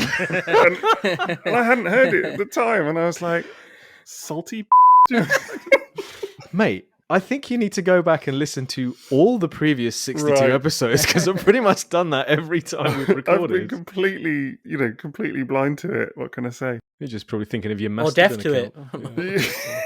it. Right. Anyway, we do also have a sponsor for the evening. We didn't mention them earlier, but we do have a sponsor for the evening, which is tfsource.com. So do check them out for all your Transformers and third-party needs. And we do have a Patreon, don't we, Maz? Yes, we have a Patreon at patreon.com/triple takeover, where if you are enjoying this content, there is way more content for you to enjoy there. From commissioned minisodes to hyper-focused mini-series about Unicron Trilogy or More Than Meets the Eye, IDW Comics, or whatever toy line Liam wants to talk about from the 80s and 90s or last week. You can also vote in episode polls. You can have a say in our content by commissioning a minisode. You can have access to our excellent Discord server where we talk a lot about TFNation, where people organize TFNation meetups and they're still living that buzz of TFNation. We have a dropped our- TFNation thread. Yes, we do, which hasn't closed. It's ongoing because the buzz is ongoing, and that is exactly the feel of that Discord server. At GBC level, you also get a free piece of merch when you sign up at that level, and you can just sign up and say thank you. So there's lots of options there on Patreon, so many hours of content. Other perks include being able to ask a question on the pod, and I've got a question here from Calidus, which I've been saving because I think any collector would love to answer this question, and it kind of, in a way, encapsulates the feeling of the entire podcast and why we do it. And having Billy and Dave on is perfect because they can answer it too, and they can go first as well. Give me time to think of my answer. So Calidus asks, what toy would you like to experience for the first time again? Oof. That's a good one. It's It's a good question. That is a really good question. I know my answer. I know what I'm going to say. Can I go? Please. Well, I did say our guests were going to go first. Oh, right. Yeah. Well, Maybe you let them feel go. like a guest on this podcast every No. time. I do, yeah. Oh, go on. Go ahead. Go first, because I think, it takes a lot of thought. I was going to say Fort Max, G1 Fort Max. It's overwhelmingly either that or G1 Countdown, maybe, but something like of that ilk that is just like that kind of massive base with just so many moving parts. I think Fort Max, just for the amount of gimmicks that it's got, that is just start to finish, just a fun experience. And I wholeheartedly remember getting it, my Encore, for the first time and just sitting down and rolling through all the various play features and whatever else and just being like, this is so cool. So yeah, that without a doubt for me. I'll let you know what my first experience is. Right. Finally open the Crack it open. Yeah. Mine's actually quite similar. It was similar to Sixo, but different. I had it down out of two toys, but I'd have to go for G1 Scorponok. Ooh. Just from the memories of when Steve and I got it, saving up for months to buy it and getting it out of the box and just falling in love with that toy. It's been that and the G2 dribbling mold are our favourite Transformer toys of all time. And that toy is just amazing. Very good answer. Great choice. Excellent Great choice. See, again, Scorponok is a toy I experienced as an adult, so I have a very vivid memory of my first experience of it, and it was special. Liam? Billy? Billy's the guy at the restaurant who needs one more round of the waiter to go away and come back, I think. You can see the painful I always expressions am. on his face. I always am. Right, okay, I've got one. I'm going to go in a different direction because those two were both great shouts for the playability or play factor. I'm going to go with G1 Soundwave. And I'm going to say Soundwave because I always think that when you boil down Transformers to its core essence, like if somebody came to me and said Transformers is going to be deleted from history with the exception of one character, one toy, I always think Soundwave is the quintessential Transformer. It's great having cars that turn into robots and things like that, but there's just something about that original Soundwave toy that, its alt mode was kind of two alt modes in a way, because it was an alt mode in the same way that a toy car is, but it was also an alt mode that you could kind of fool your parents with. Like, oh, I've got a cassette player, honest. Then it's the puzzle element, like all toys are. Then it's the robot, but then you've got this extra element with all of the cassettes coming out and everything. And then you layer onto that the fiction as well, particularly the cartoon with that voice. Yeah, I just think Soundwave is the quintessential Transformer. So if I could experience one for the first time, it would be that. Great Great choice. answer. Really good answer. Liam, do you want to go last? Should I go next? Oh, you can go next then, yeah. I was pretty sure this whole time I was going to go for Car Robots JRX is still, I think, my answer. I kind of almost went with Hot Rod because I remember what it was like experiencing Hot Rod as a kid who didn't own it. And a friend of mine owned it and getting to play with it and thinking, this is different to everything else I own. And it really was, and it still is. But I think it's JRX, especially if I was to experience it now, knowing everything that toy has to offer, it being bullet trains and a combiner and gorgeous and just the way it is so fun to play with. I would love to be in a position where I'd never had it before and I got to open it again in that gift set box for the first time and experience those 3 bullet trains as individual Transformers, and then that absolutely brilliant ending, sticking the landing as a combiner and looking the way it does on display. Yeah, I think I'd love to experience JRX again for the first time. That is a good choice. Choo choo. I think mine's quite boring compared to you guys. I think I would go with one of the Datsuns. Because I think, like Billy was saying, Soundwave's a quintessential Transformer. I think Didn't I just run the Datsuns down in my answer as well? I apologise. that's why I'm coming back. I'm saving the name. There we go.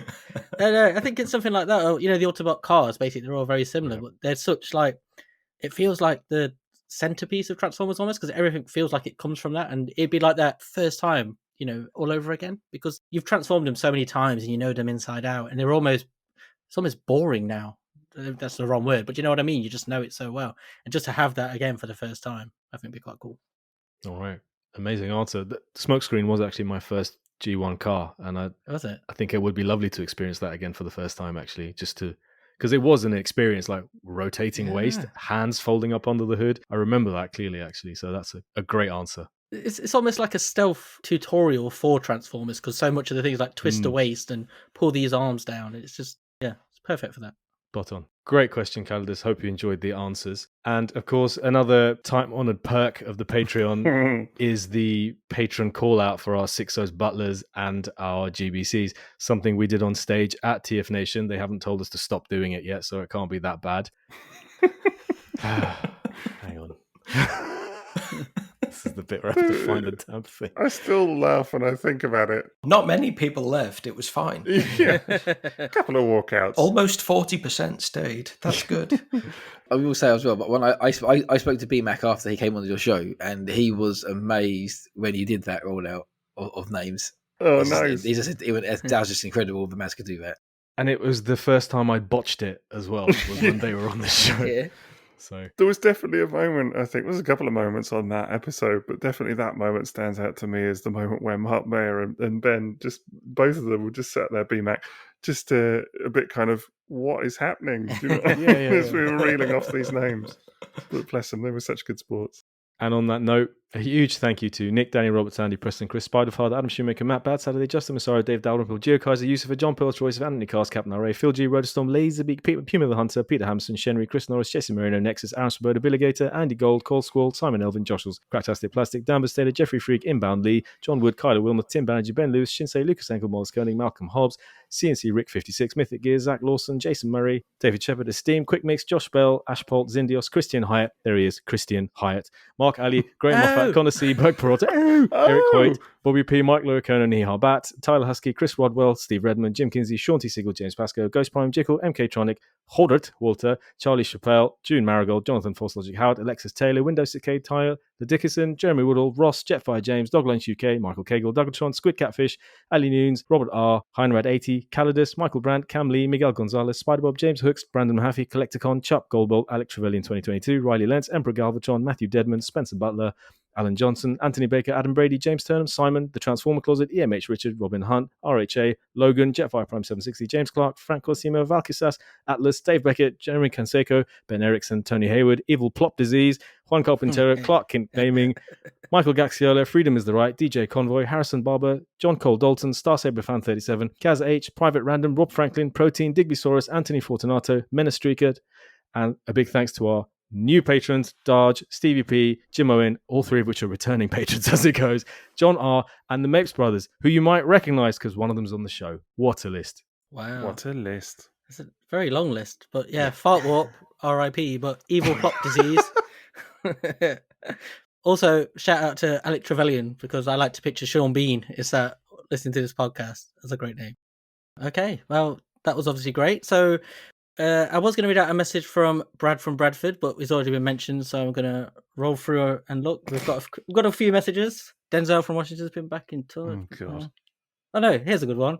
Mark from Market Harborough, this lovely little market town in Leicestershire. God. He says, Liam. Well, have you never been there? It's nice. Do good cheese onion pasta. I believe it's on the border with Northampton. Has a population of 20,000 even. Big place. To be fair, Worth he a was an visit. attendee this year. First timer, just the one day. Hoping he comes back for the full weekend Stop next year. encouraging him, Billy. Well, I'm glad you said that, because in his message he was like, I had a great time at TFN and I saw quite a few people in Triple Takeover t-shirts. Where could I purchase those? And dude, I can tell you the place, man. You can go to our Redbubble at redbubble.com/people/ Triple Takeover. Can you tell them really? Look, right. Go to Google, type in Redbubble Triple Takeover. You'll find it. There's stuff. Mark.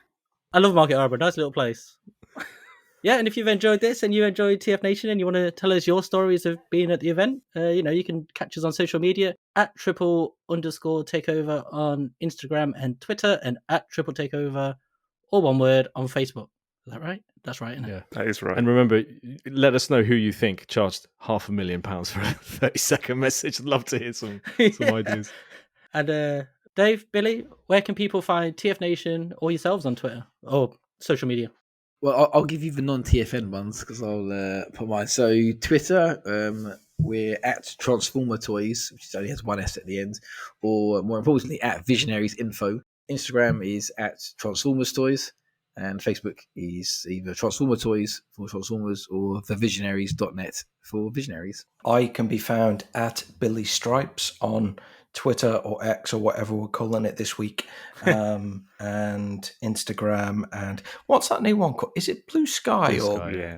Blue Sky? I'm on there as well. I'm endeavouring to post as little as I do elsewhere, so just to keep up appearances. But it would be much better if you followed TFNation.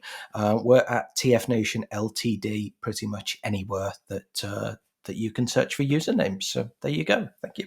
And our regular guys, where can they find you? I am at TFsquareone, not at M.A.S.K Sixo. I'm at TFsquareone on Twitter, Instagram, Facebook, and Blue Sky. At Maz. Sounds like Atlas, but at Maz. At Stillmaz. At still Maz. That's your new one. I'm at Sixo basically anywhere. I think maybe Mastodon. I don't know. Mastodon.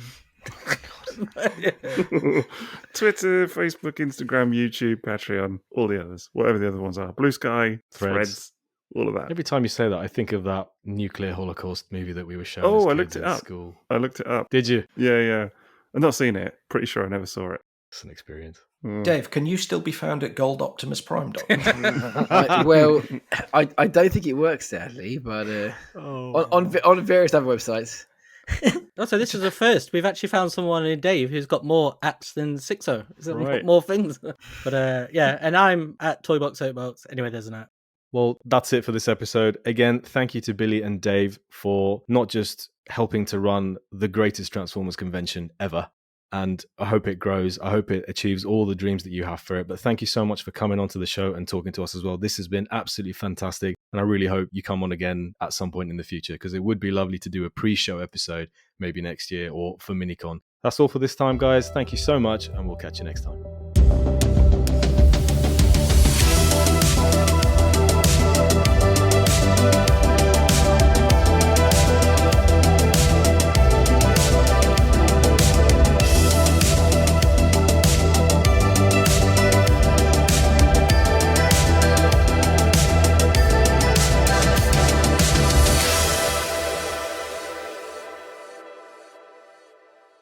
If there's any pickups needed, then Liam just does impressions of all of us. I do. You would never know the difference, honestly. It's horrendous. But more on that later.